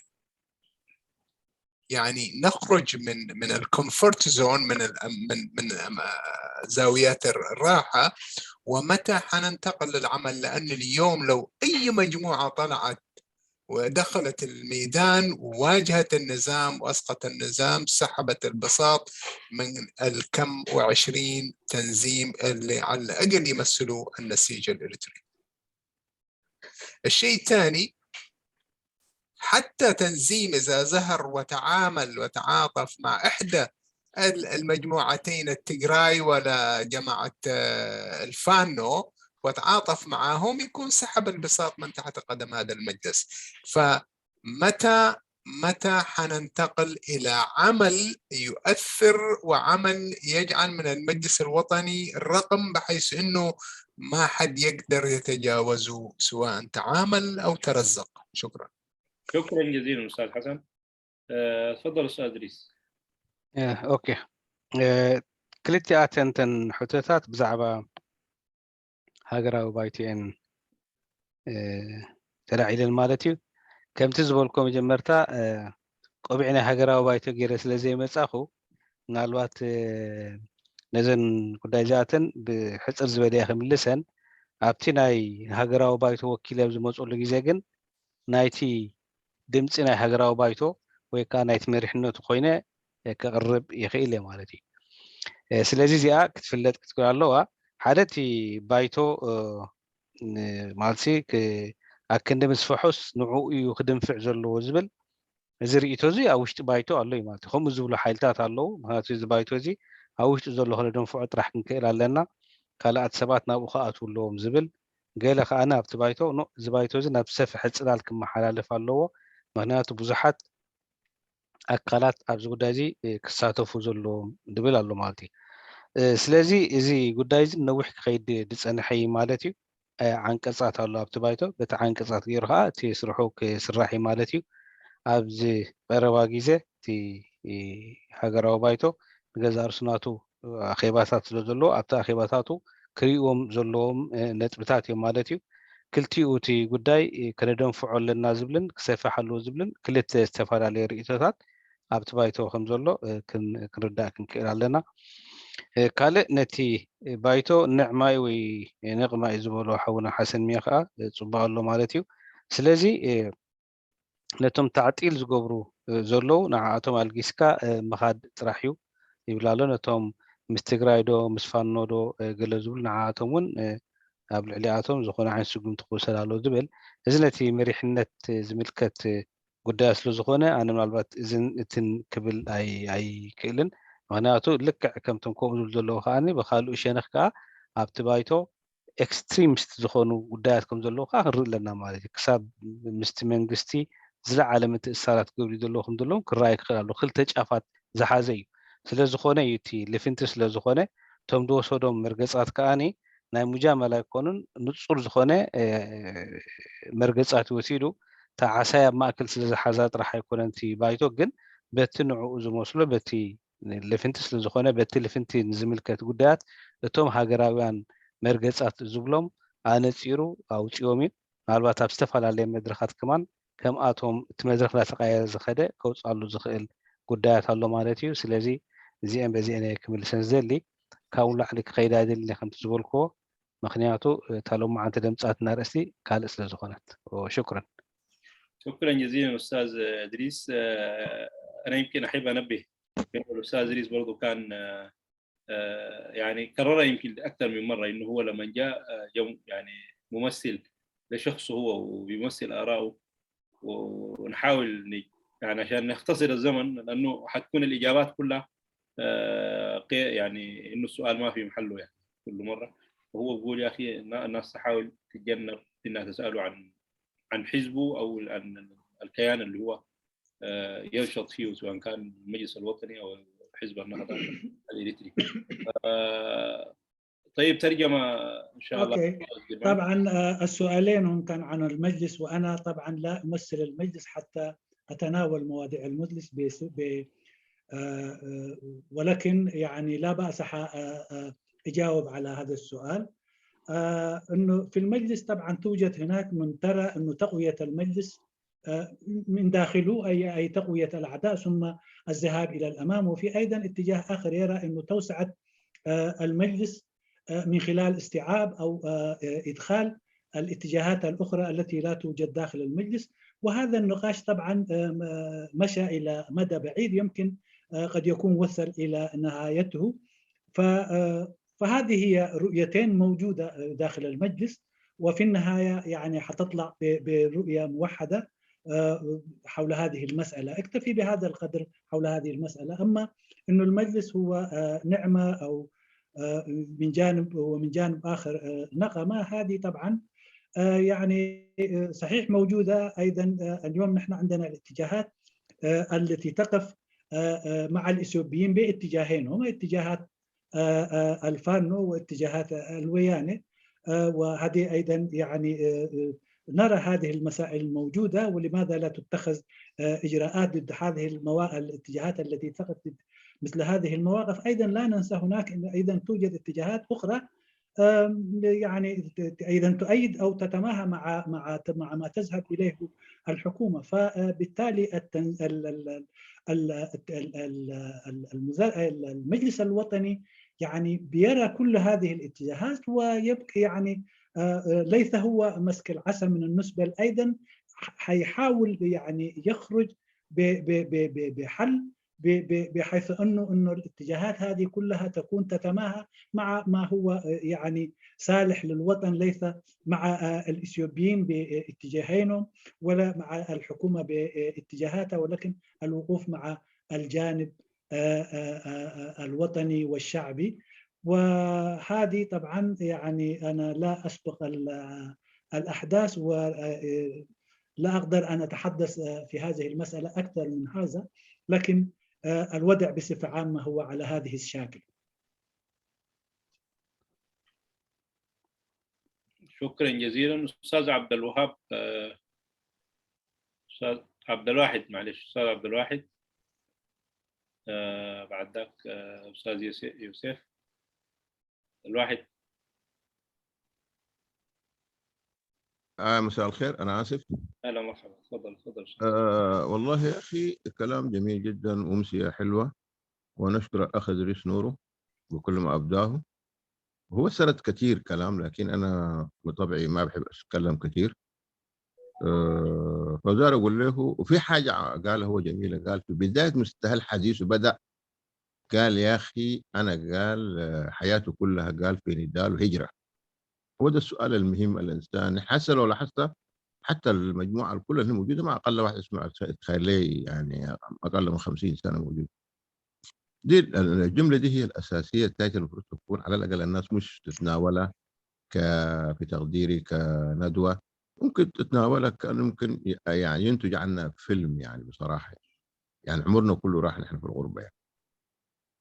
بمعنى إنه دلوقتي لو لاحظت الناس قاعدة تطلع من داخل أريتريا ويطلعوا يهربوا يعني ويشردوا، وفي النهايه يلفوا العالم ده كله والبحور والموت والاخره، وفي النهايه عاوز يرجع. يعني انا بتكلم هنا الفورمولا اللي هو المعادله، يعني مرق هو من عذاب ومأساة وبهدله، وبعد ذاك عاوز بعد ما يستقر وكده عاوز يرجع بلده. هي دي المعادله الناس المفروض تنتبه لها ويدرسوها. والناس دي نقاط من ضمن الاشياء حسب ان الحديث ذكروا داروا رد عليه. اما اتفق كثير مع الاخوان اللي هو الاخ سعيد عثمان، ما اقدر اقول اكثر، والاخ مية صحيح هم قالوا على كانت المجلس الوطني هم المفروض ما يتناولوه، لكن ده الواقع نحن الموجودين فيه، ده المطلوب مننا، ده هو بالاساس الشيء الداري، ونحن لازم نعمل حاجه. وشكرا، وانا اسف اذا ازعجتك يا اخي. شكرا لك يا اخ ادريس. شكرا جزيلا. بارك الله فيك. شكرا. هلا مرحبا. استاذ يوسف ملس، سمعنا ذا اللي نعم. الو، تسمعنا لا؟ تفضل استاذ، تفضل. اوكي. قدم حوي متعبيتي انجينير ادريس ناي بحقي نزلهم يزقربك يا اخو ناي بزح تعاتات فيك كتكون زت أراتري باللين صفوفن بقوعنا قرارباي نيرو كوموناتهم ناس غزا عليت دما مسغنا يقرب مالتي. انا ابكلته نطبي زياده خستك بدلي بزح اندي صلاينا اين صرنا تبل ناي بحق خابتن مسطتني مالتي. مغنياتو مسؤول لاغي كاتايتو نيركا اب غزي برتاو قالسي صلاينا فلوت ስለዝነበረ ናይ ደገ ሓይል ስለዝነበረ የሸግረና ይነበረ መግዛእቲ መኾንስ ዌል ዲፋይንድ ማለት ብሩህ ነይሩ ኢልካ ኣብዛ ፀላኢና ዘይምንፃርናዩ ማለት ሃገራዊ ሓይሊ ምዃኑ ፀላእሲ ኣሸጊርና ኢሉ ሕጂ ኸ ኣነፂርና ዶ እዚኣ ታሕተይ ካልእይቲ እንታይ ኢልካ ነርካ እቲ ብዛዕባ ፖለቲካዊ ውድብ ጠቂስካ ነርካ ሓደ ካብቲ ድኽመታትና ነቲ ናትና ፖለቲካዊ ውድባት ወይ ካልእ ምንቅስቃሳት ማለት እዩ ልዕሊቲ ሃገራዊ ሕቶ ወይ ልዕሊቲ ከነልዕሎ ዘለና ኣንፃርቲ ስርዓት ይኽብሎ እንታይ ይኽብሎ ኣይደነው ፈቴ ስርዓት ክብሎ ነፍሲ ስርዒ ስለዚ ቃለስተሎ ካልእ መግለፂ ይብሉን ኦርጋናይዝ ስለዝኾነ ማለት እዩ ኤንወይ ኣንፃሩ ንኽንቃለስ ቀዳማውነት ንዕኡ ክንህብ ኣይከኣልና እንታይ ደኣ ዝያዳ ነቲ ናትና ፖለቲካዊ ውድብን ናትና ምንቅስቃስን ደርጋሳዊ ማሕራት ቀዳምነት ሒዝና ንኸይድ ነርና ኢልካ ጠቂስካ ነርካ ሕጂ ኣነ እንታይ ኣኽብል ደለ ኣብ ሓንቲ ቅዋም ዘይብላ ሃገር ስልጣን ናይ ህዝቢ ከይተረጋገፀ ምህላው ወይ ፖለቲካዊ ውድብ ድዩ ቤርገሳዊ ማሕበር ከተቕውምሲ መን እዩ ዝውስን? ምክንያቱ ኣነ ንህግደፍ እታ ንመጀመርያ ካብተን ዓበይቲ ድቃወመ ንህግደፍ ሕጊ ቅዋም ስለ ዘይገበረ ጥራይ እዩ። ሕጂስ ከመይ ጌርካ እንተ ደኣ ዝከኣል ኮይኑ ኻስ ዋላ ኣነ 3 ሰባት ሰሪዐ እውን ውድብ ክብል ይኽእል እየ ነፍሰይ ወይ ዝኾነ ይኹን ምንቅስቓስ ክብል ይኽእል እየ። ሕጂስ ቃልስናሲ ቅድም ቅዋማዊት ብቅዋም እትመሓደር ሃገር ብሕግን ቅዋም እትመሓደር ሃገር ስልጣን ናይ ህዝቢ ምርግጋፅ ክኸውን ነይሩስ ዋላ ዝኾነ ሰብ ዝኾነ ዝተኣከበ ጉጅለ ናቱ ፖለቲካዊ ውድብ ክገብር ቤርገሳዊ ማሕበር መን ከ እዩ ከተቕውም ኣለካን ኣይ ከተቕውምን ኣለካን ክብሎ ዝኽእል? ቃልስናስ ኣብኡ ዶ ክኸውን ኣይነበሩን። ካልእ ሳልሰይቲ ምስ ተቐዳመይቲ ተኣሳሰርያ ነይራ ኢንፋክት ፀላኢና ኣብ ግዜ ብረታዊ ቃልሲ ኣብኡ ኣቲኻ ትገልፀለይ ደይኮነ ፀላኢና ንፁር ነይሩ ኢልና ዕላማና ግን እንታይ ነይሩ? ፀላኢና መግዛእቲ ነይሩ መግዛእቲ ንኤርትራ ካብ መግዛእቲ ነፃ ምውፃእ እዩ ነይሩ። ግን ኣብኡ ብዙሕ መታ ነዚ ናይ ሕጂ ክድግፈና ኢለ ኣብ ሃገራዊ ቃልሲ ኣብ ነካይደሉ ዝነበርና ግን ኢንፋክት ብዙሓት ኣብ ሰውራ ኤርትራ ኣብ ገድሕዲ ጠፍአን ኣብ ውሽጢ ተን ዝተፈላለየ ፖለቲካዊ ውድባት ዝጠፍአ ሰብን ብፖለቲካዊ መርገፂ ነይሩ። እቲ ቀዳማይ ዕላማ ገዲፍና ኣብቲ ካልኣይ ብርጅዋ ክቃለስ ይኽእል እዩ፣ ሸኽና ክቃለስ ይኽእል እዩ፣ መስፍን ክቃለስ ይኽእል እዩ፣ ቀሺ ክቃለስ ኩሉ ሃገራዊ ምእንቲ ሃገራዊ ናፅነት ክቃለስ ይኽእል ነይሩ። ግን ንሕና ኣብቲ ነካይዶ ዝነበርና ቃልሲ ብከምዚ ኢና ነብስና ተጣፊእና ነንሕድና ተፈላለዕና ኣንታ መስፍን ኣንታ ሸኽና ኣንታ ቀሺ ኣንታ ከምዚ እንዳበልና ካብ ሃገራዊ ቃልሲ ንሰባት ነፂልና ኢና መስለኒ። ልክዕ ሕጂ እውን ከምኡ ኮይኑ ይስምዓኒ ኣሎ። እታ ቀዳመይቲ ሃገር ከይረጋገፅናስ ፖለቲካዊ መርገፅና ከነረጋገፅ ንኸይድ ዘለና ኮይኑ ይስምዓኒ። ሳልሰይቲ መወዳእታ ከዓ ንፍትሒ ክትቃለስን ከለኻ ፍትሒ ክትቃለስን ከለኻ ወላ ሓደ ሰብ ሓላፍነት ኣነ ክግዛእ እንተይልከውን እኮ ገበነኛ ኣይኮነን። ንስኻ ኢኻ ንፍትሒ ትቃለስ ዘለኻ ሰብ ከምኡ ዶ ክኸውን ኣይግብኦን እዩ። ንስኻ ንፍትሒ ክሳብ ትቃለስ ዘለኻሲ ፍትሑ መሰሉ ከተረጋግፀሉ ክትክእል ዘለካ ዝባና ዝተረኣየ ዘይኮነስ ዋላ እቲ ዝኸፍአ ኣብ ናይ ሳውዝ ኣፍሪካ ፀሊም ምዃኑ ይግዛእ ምዃኑ ፃዕዳ ገዝኦ ምዃኑስ ቃልሲ ካይዶም የመራጊፆም እቲ ዝሓየ ንፁር ዝኾነ ቃልሲ ክንሱ ፀሊምን ፃዕዳን ክንሱ ኣባና ኻስ ኣነ ክትቀጥ እንተይልካ ሓደ ሰብ ኣነ ጊላ ክኸውን ባርያ ክኸውን እንተይልካ እኮ ባርነት ዲኻ ክትሪኦ ዘለካ ባርያ ክትከውን የብልካን መሰል ኣለካ ዲኻ ክትብሎ ዘለካስ ኣንታ ባርያ ኢኻ ክትብሎ ዘለካ እዚአን ከተብርሃለይም ዘለኹ يغني يهبطن حتوثات برات كونا دقيمة نعاقا ودنرو لمدو إنجينير إدريس كمسكنا كان سب ناس جزا زدالهم مسكنا يقرب. Thank you. شكرا جزيلا أستاذ يوسف ملس. أوكي تفضل أستاذ إدريس. أوكي مجمرتا أنا خبر حاوي متحابيتين عركين يوسف ملس يغني لي. Thank you. لتنزغرب كان حتوثات مالتي تا مجمرتا حجخ صلاينا انصيرنا دو تبل حتويا مالتي كم تابت مجمرتا زبولكوتي نوح غيزه ابت مونغو بوليسي نايت سرعاتن ويكابت مونغو هاجر ايرتران منغستي تنا هيغدفن زلون بزح وسوس دبل سلازنبره نعوتات نمنصار بزح اصقامي ነገራት ነይሩ ማለት እዩ። ስለዚህ ነቲ ስርዓት ከመይ ጌርና ድፋይን ንግበሮ ንዝብል ኣብዚ ዘንበተቃውሞ ነዊሕ ዝወሰደ ክትዓትዩ ነይሩ ማለት እዩ። ከመይ ጌርና ንዑ ድፋይን ክንገብሮ ኣለና ንዝብል ማለት እዩ። ንዕኡ ንኸነነፅሮ ማለት እዩ። ሕጂ ቁርብ ዳርጋ ዝሓሸ ኩነታት ኣለና፣ ግን መሊሽ ከዓ ሓድሽ መድረኻት ኣርኪብና ኣብዚ ሓድሽ መድረኻት እውን ገሊኡ ሰባት ዝተፈላለዩ ካልኣት ነቲ ስግኣታት ከም ፀላኢታት ዝርኢ ቀዳማይነታትን ዘይምስራዕ እውን ዝያዳ ብውስውስ ዝበለ መድረኻት ኣቲና ከም ዘለና ንኩላትና ብሩህ እዩ ማለት እዩ። ስለዚ እታ ድበልካያ ምናልባት ኣብ ሓደ ዝተወሰነ ግዜ ኣብዚ ቅድሚ እዚ ኩነታት ኣብ ዝነበረሉ ግዜ ዳርጋ ኩላትና ነቲ ስርዓት ዝነበረ ብዙሕ ድፋይን ክኸውን ክኢል ነይሩ። ሕጂ ግን ካልኣት ፋክተርስ ተሓዋዊሶሞ መሊስና ኣብ ፅልግልግ ዝበለ ኩነታት ኢና ኣቲና ዘለና ከም ተቃውሞ ደንበ ማለት እዩ።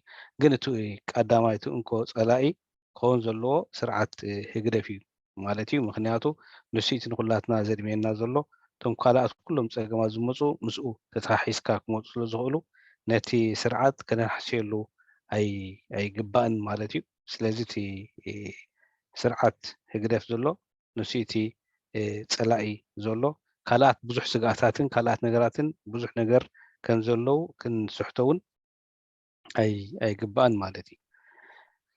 ካልአይቲ እታ ቅዋም ዘይብላ ሃገር ከመይ ጌርና ኢና ውድባት ኮይንና ሕጂ ናብ ንወላድም እንተላኢልካ ምናልባት ኣብዚኣ ቁርብ ክፈላለየ ምሳኻ ምክንያቱ ዝኾነ ይኹን ነቲ ትቃለሶ ዘለካ ነቲ ስሙር ሓይሊ ዘሎ ወይ ከዓ ውድብ ሓይሊ ዘሎ ክትጥፍኦ እንተዳ ኮንካ ተወዳዲብካ ኢኻ ክትጥፍኦ ዘለካ ወይ ከዓ ተወዳዲብካ ኢኻ ክትሰርሕ ዘለካ ማለት እዩ። ስለዚ ሕጂ ተወዳዲብካ ትሰርሕ ስለ ዘለካ ንፅባሕ ኣብ ኤርትራ ምስ ኣተኻ ግን እቶም ሕጂ ተወዳዲብካ ዘለካ ናይ ግድን ኣይኮነ ንስኻ ፖለቲካውያን ፓርቲታት ክትከውን ናይ ግድን ኣይኮነ ንስኻ ጥራሕ ኣብቲ ውድድራት ክትኣቱ ምክንያቱ ሽዑ ነፍሱ ዝኸኣለ መዐቀኒታት ነቲ ፖለቲካውያን ውድባት ወይ ከዓ እቶም ፖለቲካዊ ወይ ሰልፍታት ኣብቲ ሃገር ብኸመይ ክቆማ እየን ዝብል ቅዋም ዝሕንፅፆ ስለ ዝኾነ ነቲ ሽዑ ዝመፅእ መዐቀኒታትን መምዘኔታትን ከተማልእ ክትክእል ኣለካ። ነቲ ሽዑ ዝመፅእ መምዘኔታትን መዐቀኒታትን እንተደኣ መሊእካ ጥራሕ ኢኻ ከም ፓርቲ ክትወዳደር ትኽእል። ሕጂ ግን ነስርዓት እዚ ንምውዳቕ ግን ተጠሪፍካ ከተውድቆ ስለ ዘለካ ምክንያቱ ከምቲ ዓንቶ ዝበልክዎ ትበሃውሩ ዝኸይድ ዝነበረ ብዙሕ ለውጥታት ከምፅእ ኣይከኣለን። ስለዚ ይዕበይ ይንኣስ ተወዳዲብካ እተካይዶ ቃልሲ ግን ፅቡቅ እዩ ምክንያቱ ኢኻ ናብቲ ሃገር ትኸይድ።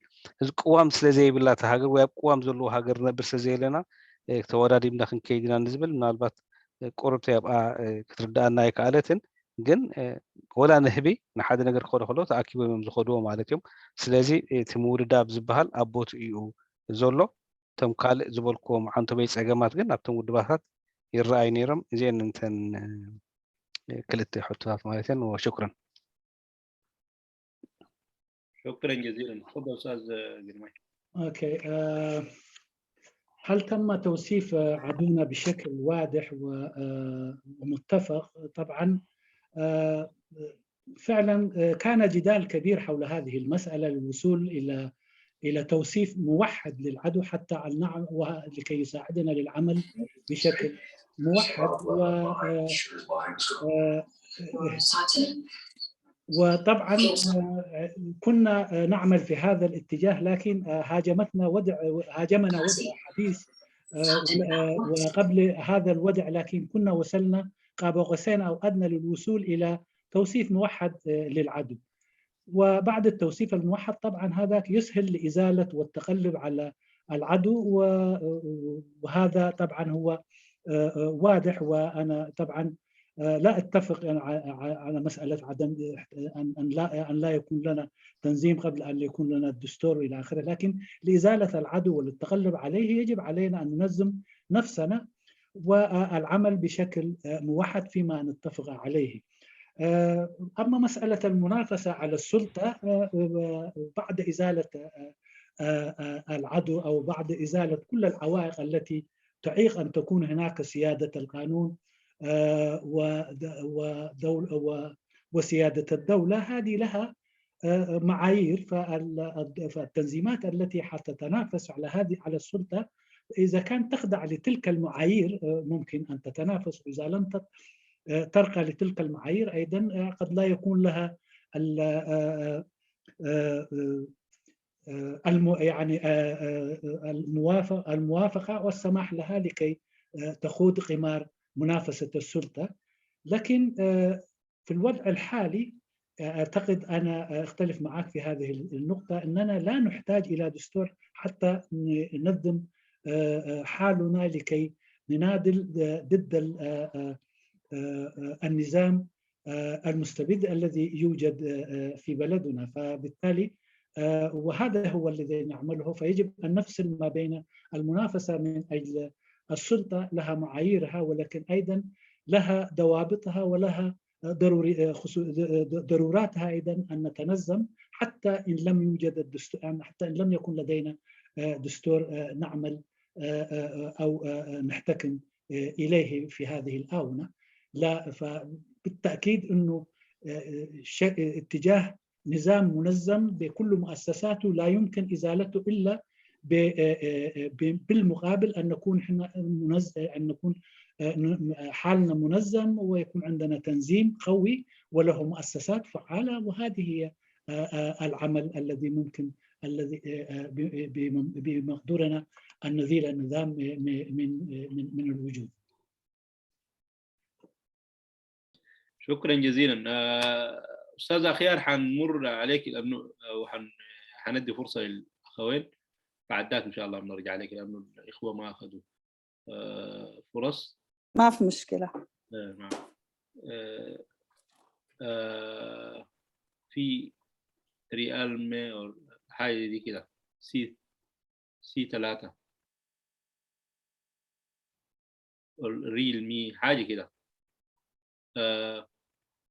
الرافع يده فوق للأستاذ أبو أحمد. السلام عليكم. أيوة نعم. أي نعم تفضل أستاذ. أولا أشكر الحوار المشترك انه كان صراحة تقريب جيد جدا، وما شاء الله الإدارة كلكم نشكركم على هذا الدور اللي بذلتوه، ونشكر في نفس الوقت الأخ انجينير إدريس نورو بارك الله فيه في هذا الطرح اللي طرحه. أنا سؤالي يمكن تكون مقتصرة بس بطريقة مختلفة. هي سؤالي هل نحن سؤال محدد انه نحن هل كباخرة في البحر وإريتريا كباخرة مع نحن كلنا في هذا الباخرة ما لاقين قطبان يخرجنا برا البحر حايمين داخل البحر؟ هذا سؤالي وشكرا. شكرا جزيلا أستاذي. أبو أحمد. معلش معك كحساي، أنا كحساي معك. أهلا أهلا أستاذ كحساي، مرحبا بك. تحطنا يتردات نحك ذروا. حتى خبرها خلاص بتقرينيا. اوكي. نحن اولا نمسكنا كانوا متاخا انجينير دريس نورو خلايا وكلها تنفر ادار ابالاتنا محدار ذلو نمسكنكم حتى نحن بحري كابجالبا بحري خلاتنا ايرتران حزبان بحر له كابز بحر ذو صادي تساينا ذلات جالبا. وشكرا. تنسيلاتكم ان شاء الله استاذ دريس. ابو احمد. شكرا. صوت مسموع؟ ايوه نعم نعم اهلا اهلا. شكرا لك دكتور بشير، والشكر عبرك موصول للاداره والحضور افتراضيا والمشاهدين ايضا. حقيقه يعني احيي الاداره في اختيار العنوان، وكان عنوان موفق من حيث الضروره التقييميه لسيروره العمل المقاوم. وايضا احيي المناضل باشمهندس ادريس نورو على منهجه الورقه كان ممنهجه، فاحييك على المدخل المتعلق بالتحديات التي واجهت وما زالت تواجه قوى المقاومه. كذلك احييك على سردك الموفق بالنسبه لنقاط جوانب القوى اللي انت يعني ذكرتها وكنت موفق فيها، وهي محفزه عشان نضيف جوانب اخرى. أخيراً، وهي دي النقطة الأساسية اللي أنا شفت إنه لابد أن أضيف لك شيء فيها، إنه الجوانب المتعلقة بنقاط ضعف المقاومة التي عددتها وكانت يمكن ما تعدت 20 نقطة، واحسب يمكن كانت 25 نقطة، وأنا أتفق تماماً فيها معك أخي المناضل إدريس الباشمهندس إدريس نورو، أتفق معك فيه. لكن لو سمحت لي، ربما معظم النقاط بتاعت الضعف اللي تعدت 20 معظمها هي تفاصيل لضعف أساسي واحد، وهذا الضعف يتمثل في عدم وحدة المفاهيم. ويا ريت لو تاخذ المسألة دي مهمة. عدم وحدة المفاهيم أدخلتنا في إنك فعلا تفصل نقاط الضعف. وأنا هنا ليه قلت الإدارة كانت موفقة في العنوان؟ لأنه سمت المقاومة، ونحن إلى الآن لو وحدنا وميزنا في مفاهيمنا ما بين المقاومة والمعارضة، وأجلنا مفهوم المعارضة، ووحدنا إحنا كلنا مقاومة، أعتقد كل النقاط التفصيلية اللي ذكرتها هي حتتلغي. لذلك أنا أعتقد يا ريت لو الناس تأجل مفهوم إحنا معارضة، نحن ما معارضة، نحن مقاومة، والعنوان كان موفق هنا. لذلك يعني نحن إذا تخلصنا من مسألة إنه نحن معارضة واكتفينا بإنه مقاومة، صدقوني سنؤجل كل برامجنا المطروحة للتعدد بتاع المكونات لهذه المقاومة، لأنه كل هذه البرامج هي برامج تصلح لمعارضة داخل الوطن في وقت محدد زي ما ذكر الأخ إدريس الباشمهندس إدريس نورو.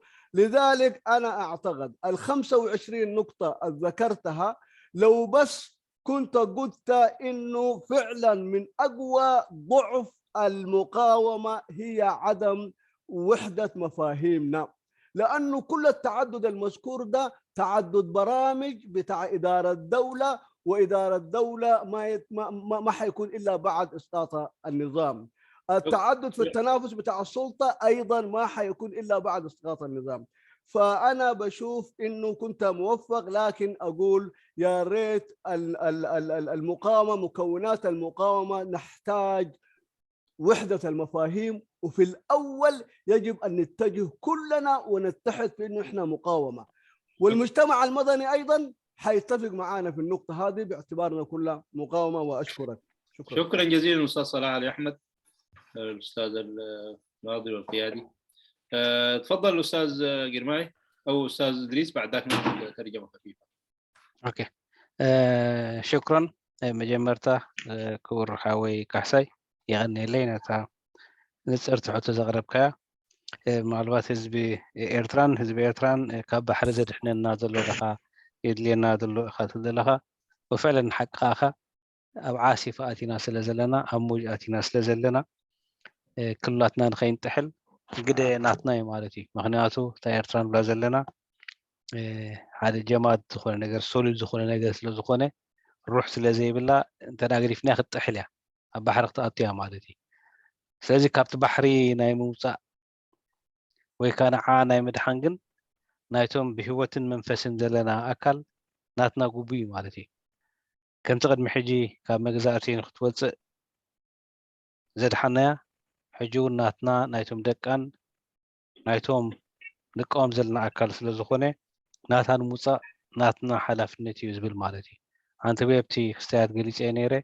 حيال زخونة تمرتن مريحنتن هاجر أو روحات زقدم رأي زلوا مريحنتن صلالن يدلينا له إذن تداخل إنك أنا تحجر كانت حنينة مالتي سلازي تزبل كيا خلاتنا بحادة قال لنا زبل كيا أو حادة جاي نزل لنا نا إيرترانا مدحنجن نايتهم دكايو سلازي نبانا زقدفيو نبانا سلاز قداف كم تقد محجي أبتقالسي زقبرناو انتهي مسوات خنكفل على لنا إلنا نفسنا خنحاتي خنكفل على لنا مالتي مغنياتو تنحنا إنه قبره مسواتيو نعاقد حنا زخيل كم تعاوم دنبه زقبانا مسوات نخفل على نادينا إلنا خان نفسنا خنحاتي زقبا مغاتو مسوات قبل كله بجنزب بعقمي بتوفاينت ببزح نقراتي ناخذ مفدلنا سلازي اتيناتنا مسوات النت ريد انتلالنا خوينا حقرنا نتحنينا وشكرا.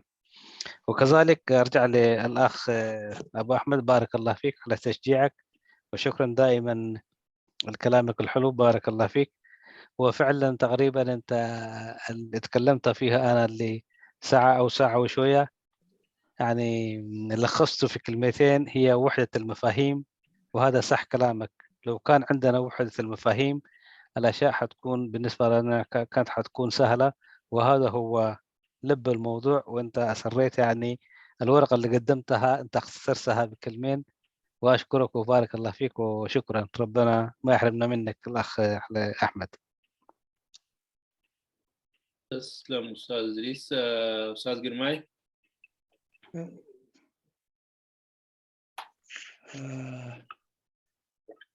طبعا السؤال الأخير ترجم بنفسه بارك الله فيكم.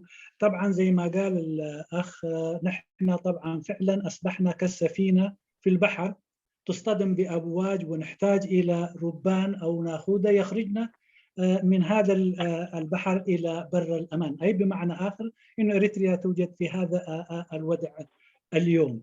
فبالضرورة وبالتأكيد نحن نحتاج إلى ربان يقود هذه السفينة من تلك أمواج البحر إلى بر الأمان.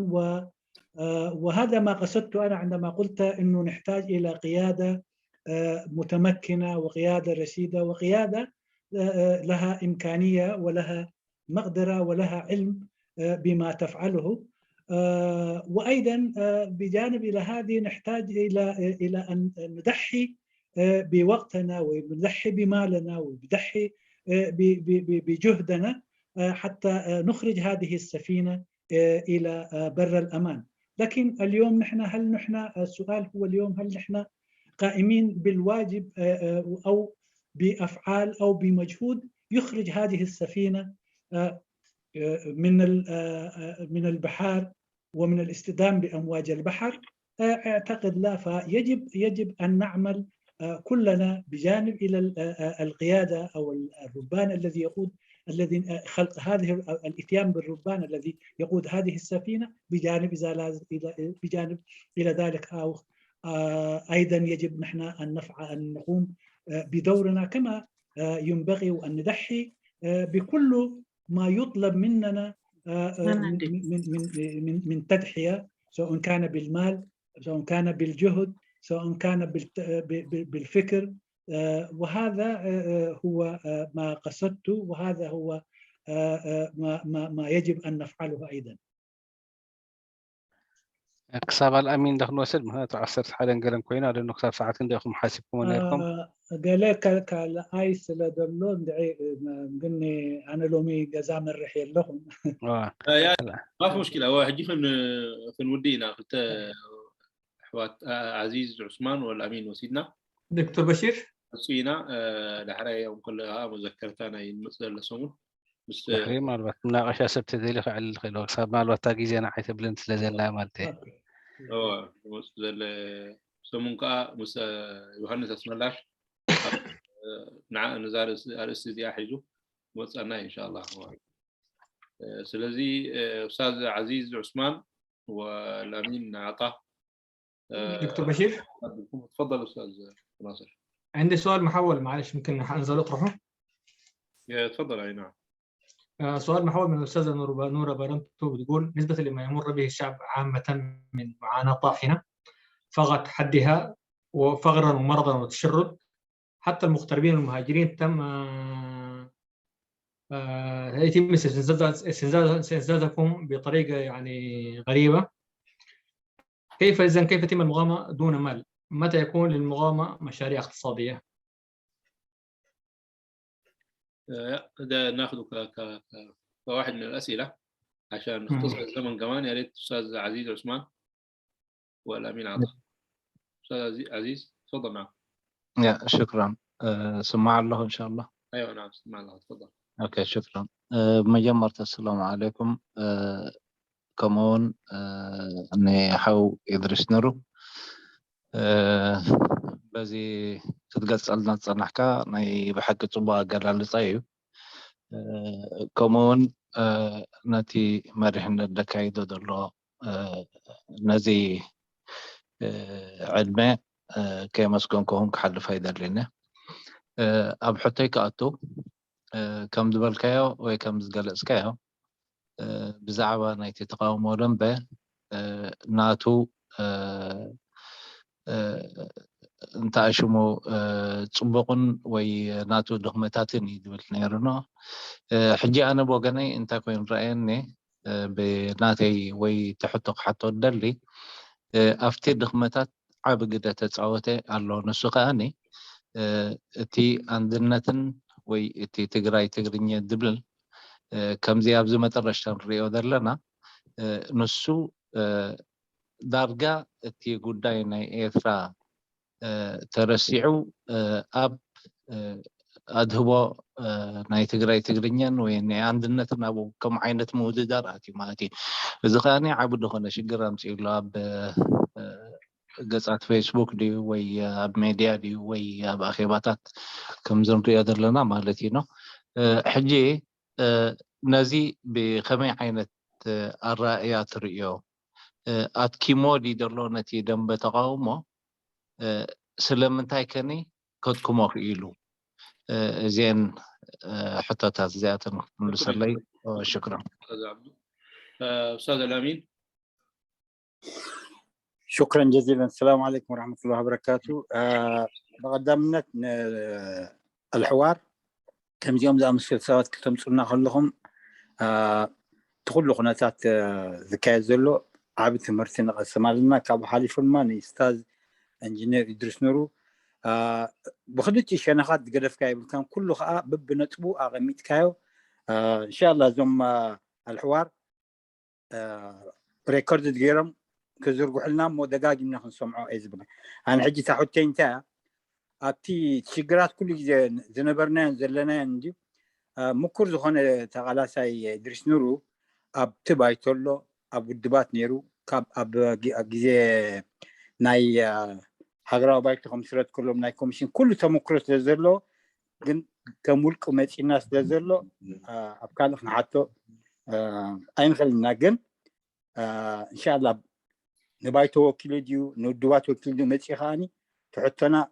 لك بين بوينت جينا حتى حججن كاب زحفشا وذهبنا اتن انا ابي اختكر افتي افتت حاجري تنسلس سنه بتاعت سوليوشن زبلا ابتن اوبتيميزم نزي دنب تقاومه كحكمه زخيلها زبلس كما يقرنا اب تكبر كانوا على النخل بالرأي اخا مغنياتو زغون يكون دياغنوسس يبقى عندها سيمتومز كله ينالنا حجي تكيور امها ابز حجي برتع مايك كوقع أنا حمو زقي لزر لو بتحدثنا مالتي يسألونا هنا إثيوبيا تتقرأي سعر زبول نمر زف إلى مارلو حجي قرب تسكفهم دلو ثم بلسقنا سعر زبول زر لو نحنا أمونغو تقرأ ناس لازمنا الذنب تقوم عبدو تأتيونيرو يقعد لزنبر سنة بتاعت سنة يسوليش النت بثلاثة دين 4 سنة بزقرمت كان نعم تكبراويان خنقبرنسي ناس دنب تقومه كحكمة زخيلة إلتات قمتنسي نعاتنسي أب تكبر كابتي ذلو potentiality ناب تكبراوي نخنقبرنسي انتاي مسرحات كنت كمالنا تول. شكرا جزيلا. شكرا جزيلا. مونا مودة حطوخن وسد حنا نقنع سوا من انتي إدريس ماليسكات اش مدبلة برهانة كده انا حسنا بيلكا بليس تحسنا بيلكا برهانة سمعنا انا حتى ذات كيهلوم انا حتى بالليل تراي كمسجون يدل يعني إدريس بس انا عندي سؤال. اوكي تاي هاي شمو انا خمسجون تراي يدل يعني إدريس. شكرا جزيلا. كلاي ساينتيفيك هيكون هنيل كايو إدريسوم إذن ني مصنعتي نعقداس مقطع مصنعتي ني دخونتاتنا إيرترا مصنعتات نمكياد حجاز زخونه أندلاين فتير كلنا الله. سلزي I think أنت لا تخيل كونكا دوي بي باوربوينت ويكا أبقول الصحف قد أسبروفت نمو تي مصنعتي كايدا الخزبل ندي قريب كايدا لها حسابات أب عميق هاي سنة فلتت مصنعتاوي صحفات كسفرو يخيلي. سلزي ساينتيفيك هيكون الكائن صاغن نعاي بيري ساينتيفيك زخونه أناليسيس قريبكا. Thank you very much. شكرا جزيلا. شكرا جزيلا. تفضل إدريس. اوكي تم جمر تحطون اي ابو ناصر نيرا مالتي نسخه بزعبا ناي المال تمالتي معارضه تاني را ترجم اخره تبعوا مدبات اللود وتي تقاوم يبحث. اوكي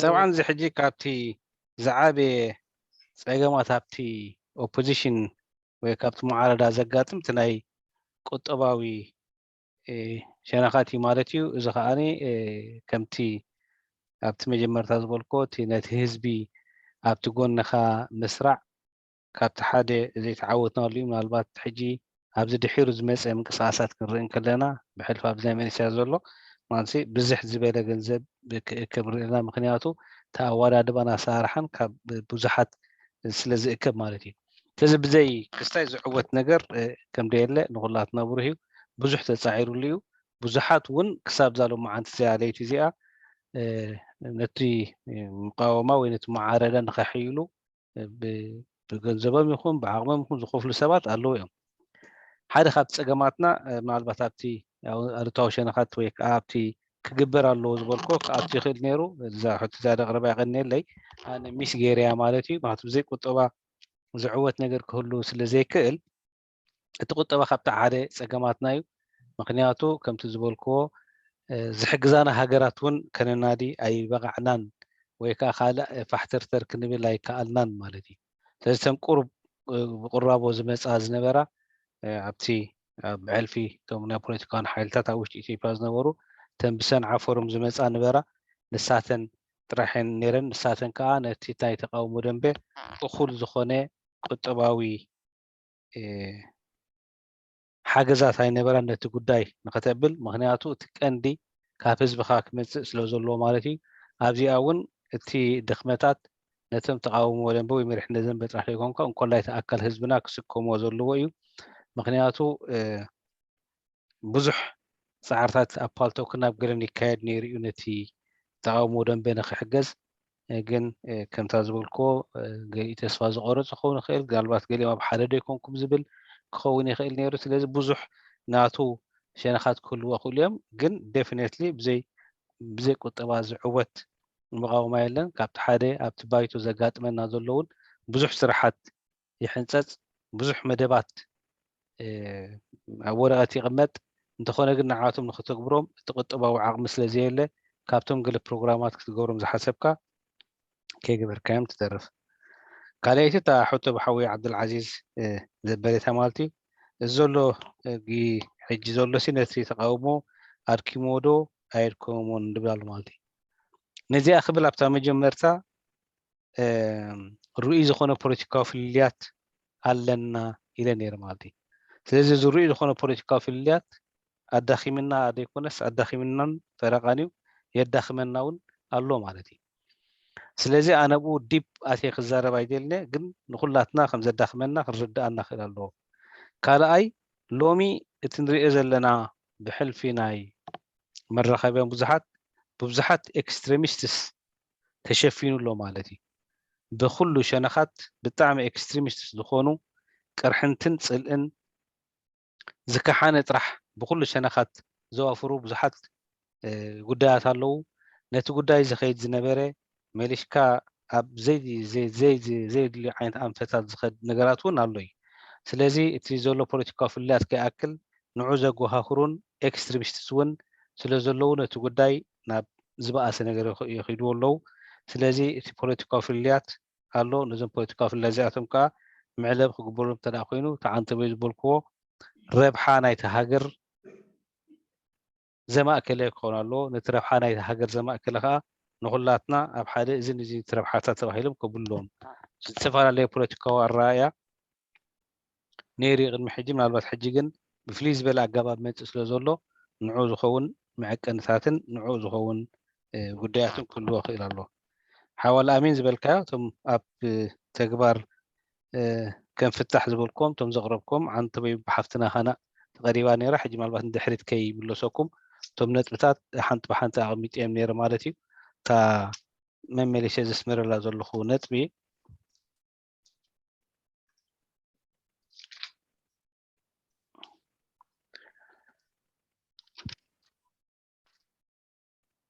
እታ ሕጂ እውን ክደግማያ ማለት እዩ እቲ ኣብ ክስታይ ክሰርሕ እንተደኣ ኮይና ሰፊሕ ሃገራዊ ፅላል ምምስራት ባህርያቱን ዕላምኡን ናይ ውልቀ ወይ ፍሉይ ጉጅለ ፖለቲካዊ እምነታት ስልጣን ጥራሕ ዝምልስን ዘረጋግፅን ዘይኮነስ ሓበራዊ ፀላእ ብምድምሳስ ሰፊሕ ፖለቲካዊ መወዳደሪ ባይታ ንምፍጣር ንምድርጋፅ ስለዝኾነ ንዕኡ ዘንፀባርቕ ፖለቲካዊ ጥርናፈ ክህልወና ክእል ኣሎ እታ እንኩ መብሬት እዚኣ ትኾን ማለት እዩ ስለዚ ኣብ ተግባር ከመይ ጌርና ክትኮን ዝብል ግን ፃዕርታት ይካየድ ኣሎ ምናልባት ገለ ፖለቲካውን ሓይልታት እውን ኣብ ምጥርናፋት ኣለዉ ተዓንተበይ ዝበልናዮ ናይ ባይቶ ናብ ሰፍሐ ፅላል ንምኻድ ክህሉ ክእል ካልእ ምጥርናፋት ክህሉ ክእል ንሱ በቢግዜ ክንበፅሖ ኢና እታ ናይ ሓወይ ብርሃነ ኪዳነ መጀመርታ ብልቤ ዘመስግነካ ብርሃነ ኪዳነ ካብቶም ሃይሉ ፖለቲካ ዝመሃርና ብፖለቲካ ኤርትራ ምዃኑ በዛ ኣጋጣሚ ልዑል ምስገና ክበፅሖ ይደሊ ማለት እዩ كابتا مجمرتا محلتا عيني زخفت كلها إيرترا تبل قال حاوي برهان خدانة يو مهير مالتي أبزر لخو درجان هذا السحابة استواز وصلز قبره نحاوي برهان خدانة بلبي مسجنه ምናልባት ኣብቲ ዘቕረብኮ ነገር መጽናዕቲ ዝተሓወሰ ነገር ኣይኮነን ብተመክሮ ዝበልክዎ የቐነየለይ ክሳብ ክንድኡ ክብሪ ምሃብካ ነቲ ዘቕረብክዎ ነገራት ስለ ዝተኻለኒ መጠን ጽሒፈ ከቕርቦ ክፍትነ ምክንያቱ ብዙሕ ሰብ ክመሃረሉ ይኽእል ዝብል እምነት እውን ስለ ዘለኒ ደጊመ ይመስግነካ ሓዊ ብርሃነ ኺዳነ ሽክራን اوكي المشاكل الكبيرة كانت المشاكل الاقتصادية أو المالية. يعني هذه المشكلة هي مشكلة مزمنة ولدينا هذه المشكلة لأننا يعني كل المساعدات التي نتلقى عليها هي من الخيرين أو من الناس الذي تتبرع يعني التي تشترك تدفع اشتراكاتها ببعض الأشياء، لكن كما هو واضح ليس لدينا دول تساعدنا. طبعا قبل كده كانت المساعدة تأتي من منتدى صنعاء على مساعدات للتنظيمات وللمذلة، ولكن طبعا نحن لم نشرك الجماهير للمساهمة في المسائل الاقتصادية أو المسائل المالية التي تخرجنا من أزمتنا المالية وتدفع إلى برامجنا إلى ترجمتها، ولكن هذا أيضا لم نتوفق عليها عدة أسباب، منها أنه عدم توحدنا، فالجماهير تطلب لو كنتم متوحدين إذا تم التوحيد، وإلى ما ذلك من حجة، وحجج قد تكون يعني إلى حد ما مقبولة لأنه ترى هذه الجماهير بهذه الطريقة. أما يعني هذه المسائل الاقتصادية طبعا نحن أيضا حاولنا أن نحلها بأنفسنا، ولكن ولم تتعدى الأوراق في أدراج التنظيمات إذا كانت تنظيمات أو في أدراج المجلس الوطني، ففي أوراق كثيرة لم تنر النور ولم نتوفق عليها، لأنه كل مرة تواجهنا أزمة قبل أن نتحرك ونترجم هذه الأشياء. فالمشاكل الاقتصادية صحيح موجودة، المحاولات كانت جارية، لكن حتى الآن لم نتوفق في حلها. هذه بالنسبة للسؤال الأول. السؤال الثاني الخلاف السياسي الذي ذكره الأخ حتى، الخلاف السياسي هو واضح وموجود وكان السبب في إضعافنا في الفترة الماضية، وأيضا هذا الخلاف أيضا اليوم موجود يعني بشكل أكبر وبشكل أعمق، وذلك لأنه التطرف أيضا موجود، والتطرف هو مقنع، والتطرف مقنع موجود في داخلنا. فهذا التطرف المقنع غير واضح أيضا بدأ يظهر اليوم وبقى يدفع الأوضاع إلى الحاوية. أما الخلاف كان من قبل واليوم أيضا جاء بشكل آخر مثل ما ذكرت، يختلف من المشاكل اللي كنا نواجهها. ولكن بوجود هذه الخلافات الجديدة والقديمة إنه نحن بصدد العلاج لهذه الخلاف، يعني المساعي موجودة. الثاني هو أما بالنسبة للحلول اللي ذكرت، أنا طبعا يجب أن نوجد، قلت أن الحل هو يجب أن نوجد مظلة واسعة ليس لتنافس في السلطة وليس لتنافس في أشياء ممكن تعتبر من الأشياء الثانوية. يجب هذه المظلة عملها الوحيد أن يكون لمواجهة وإزالة الخطر المحدق على الوطن. فإذا كان اتفقنا على هذه المسألة وتركنا جانبا إلى المسائل الثانوية والمسائل الخلافية اللي أصلا لا تسهم في هذه المسائل، هذا هو الحاج. ولذلك أنا يعني ذكرت يعني مرة تلو الأخرى أن إيجاد مظلة واسعة تكون عندها تكتيك واضح واستراتيجية واضحة مبنية على أسس وطنية لمواجهة وإزالة الخطر المحدق على الوطن. شكرا جزيلا. اوكي خلصت؟ ايوه انا خلصت اعتقد. شكرا جزيلا. خلاص طيب استاذ ادريس، نحن كده نكون وصلنا لنهايه ختام لقائنا اليوم. ممكن نديك كلمه اخيره وبعد ذلك نختم باذن الله. مجمرتا نقولاتكم أرجع مسانا زمسخم نوح ساعات كوف زبالكم بلبي خمسكنكم زفوتو ምናልባት ኣብቲ ክብሎ ዝፀናሕኩ ካብ እግሪ ካብ ኣፍ እግሪ ዕንቀፍ ዝበሃል ነገር ስለ ዘሎ ገለገለ ምናልባት እንተዳ ኢሉ ኮይነ ወይ ከዓ ነቶም ሕቶና የተመለሰን እትብሉ ምናልባት ከምቲ ስኻትኩም ኣብ ሓንጎልኩም ዝነበረ መልሲ ከይምልስ እውን ይኽእል እየ። ምክንያቱ ኣብቲ ዝሃብክዎ ነገራት ኣብ ቆሙታት ኣትየ ምልስ ጥራሕ ስለ ዝነበርኩ ብዙሕ ካልእ ጎናዊ ዝኾነ ነገራት ይጅነበ ነይረ። ምክንያቱ እታ ኣርእስቲ ናይ ሎማዓንቲ ናትና ኣብኣ ስለ ዝነበረት ናብኣ ፎካስ ገብር ስለ ዝነበርኩ እየ። ካልእ ብዙሕ ክለዓል ዝኽእል ሕቶታት እውን ከም ዘሎ ኣይስሕቲነ ማለት እዩ። ስለዚ እታ መጨረሻ ክብላ ዝደለየ ንኩላትኩም ብልቢ እየ ከመስግነኩም ዝፈቱ ብፍላይ ንሓወይ ዶክተር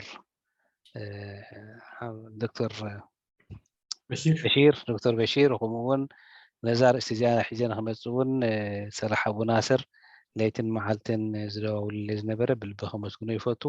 ነዚ ገዛ ከዓ ነዚ ዘተነ ሓበራዊ ንቕሓት ተካይዶ ዘለኹም ብጣዕሚ ዝምስገን እዩ። ምክንያቱ ናይ ኩሉ ሰብ ሓሳብ ክስማዕን ኣብ ዝተቀራረበ ንክስተን ከምፅኡ ስለ ዘለኹም እዚ እውን ሓደ ዓብዪ ስጉምቲ ንቅድሚት ስለ ዝኾነ ኣብቲ ድመፅእ መፅናዕቲ ዝገብሮ ናይ ሕዋር ዝዕል ምሽተረክ እንሻላ ከም ሓደ ኣወንታዊ ናይ ቃልሲ እውን ክብልፅ ስለ ዝኽእል ንክልቲኡ ባይታታት ንክልቲኡ ሕብረተሰባትን ብዓረብን ብትግርኛን ኢኳል ጌርኩም ተካይድዎ ዘለኹም ሓደ ካብቲ መቆምያታት ናይቲ ሃገርና ስለ ዝኾነ ብልቢ ከመስግነኩም ዝፈቱ በዚያ ወዲኡ ኣለኹ። ድሓን ሕደሩ ግን ክሰምዓኩም እየ ምናልባት ካብቲ ሓላፍነት ክወርድ ስለ ዘለኹ ጥራሕት ካልእ ዲስካሽን ክኸይድ ግን ኮፍ ኢለ ምሳኹም ክሰምዐ ይቀኒለይ። ባረك الله فيكم.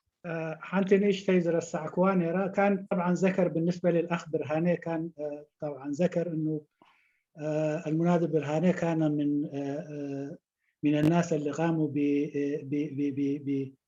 بالتعليم السياسي بالنسبة لي، فبالتالي كل هذا هو يعني من المجهود الذي قاموا بها وأود أن أشكره هنا. أما بالنسبة للأشياء التي ذكرها أن تكون على شكل كتيب أو على شكل يعني مكتوب بالنسبة للدراسة التي قدمتها اليوم، إن شاء الله أفعل ذلك. وأيضا أشكرك على كلماتك المحفزة وشكرا. هذه كانت بالنسبة لي برهانة الموجهة من الأخ إدريس نور، وشكرا أنا خلصت هنا. فبالتالي تفضل أخ بشير. شكرا جزيلا أستاذ جرماي. أول باسم مجموعة حوار لوعي مشترك نشكر الأستاذ الباشمهندس إدريس نورو وجميع الحضور اليوم، ونحب نذكركم إنه الأسبوع الجاي إن شاء الله حيكون لنا لقاء تحت نفس العنوان مع الأستاذ يوهنس أسملاش.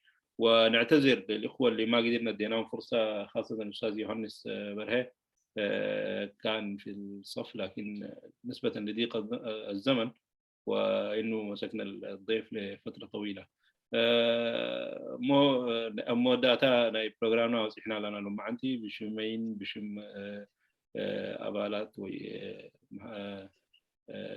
إدارة مالتنا مجموعة حوار مشترك نقول لهم أبزي مسانا ساتكم لهم كنا مسجونكم فتو وغندوها نحو إنجنير إدريس نورو عندنا أخبره منسو بتعني لمسجين مالتيو حوات كأب لاي حو يوهنس برهي عدل أيها ابنا كان مغنيات التجهيزة سبيبنا تعيش بين ناس اللي زنبرنا مالتيو بجزء أسير ناس اللي زنبرنا يمكن كسينا علنا بت مدرخ إن شاء الله قبل لايف مسوس أنا كسينا ديسكاس كنجبر نخيلنا إن شاء الله مو دحين حضروا قبل لايف مسكينا حجي. شكرا جزيلا وإلى اللقاء.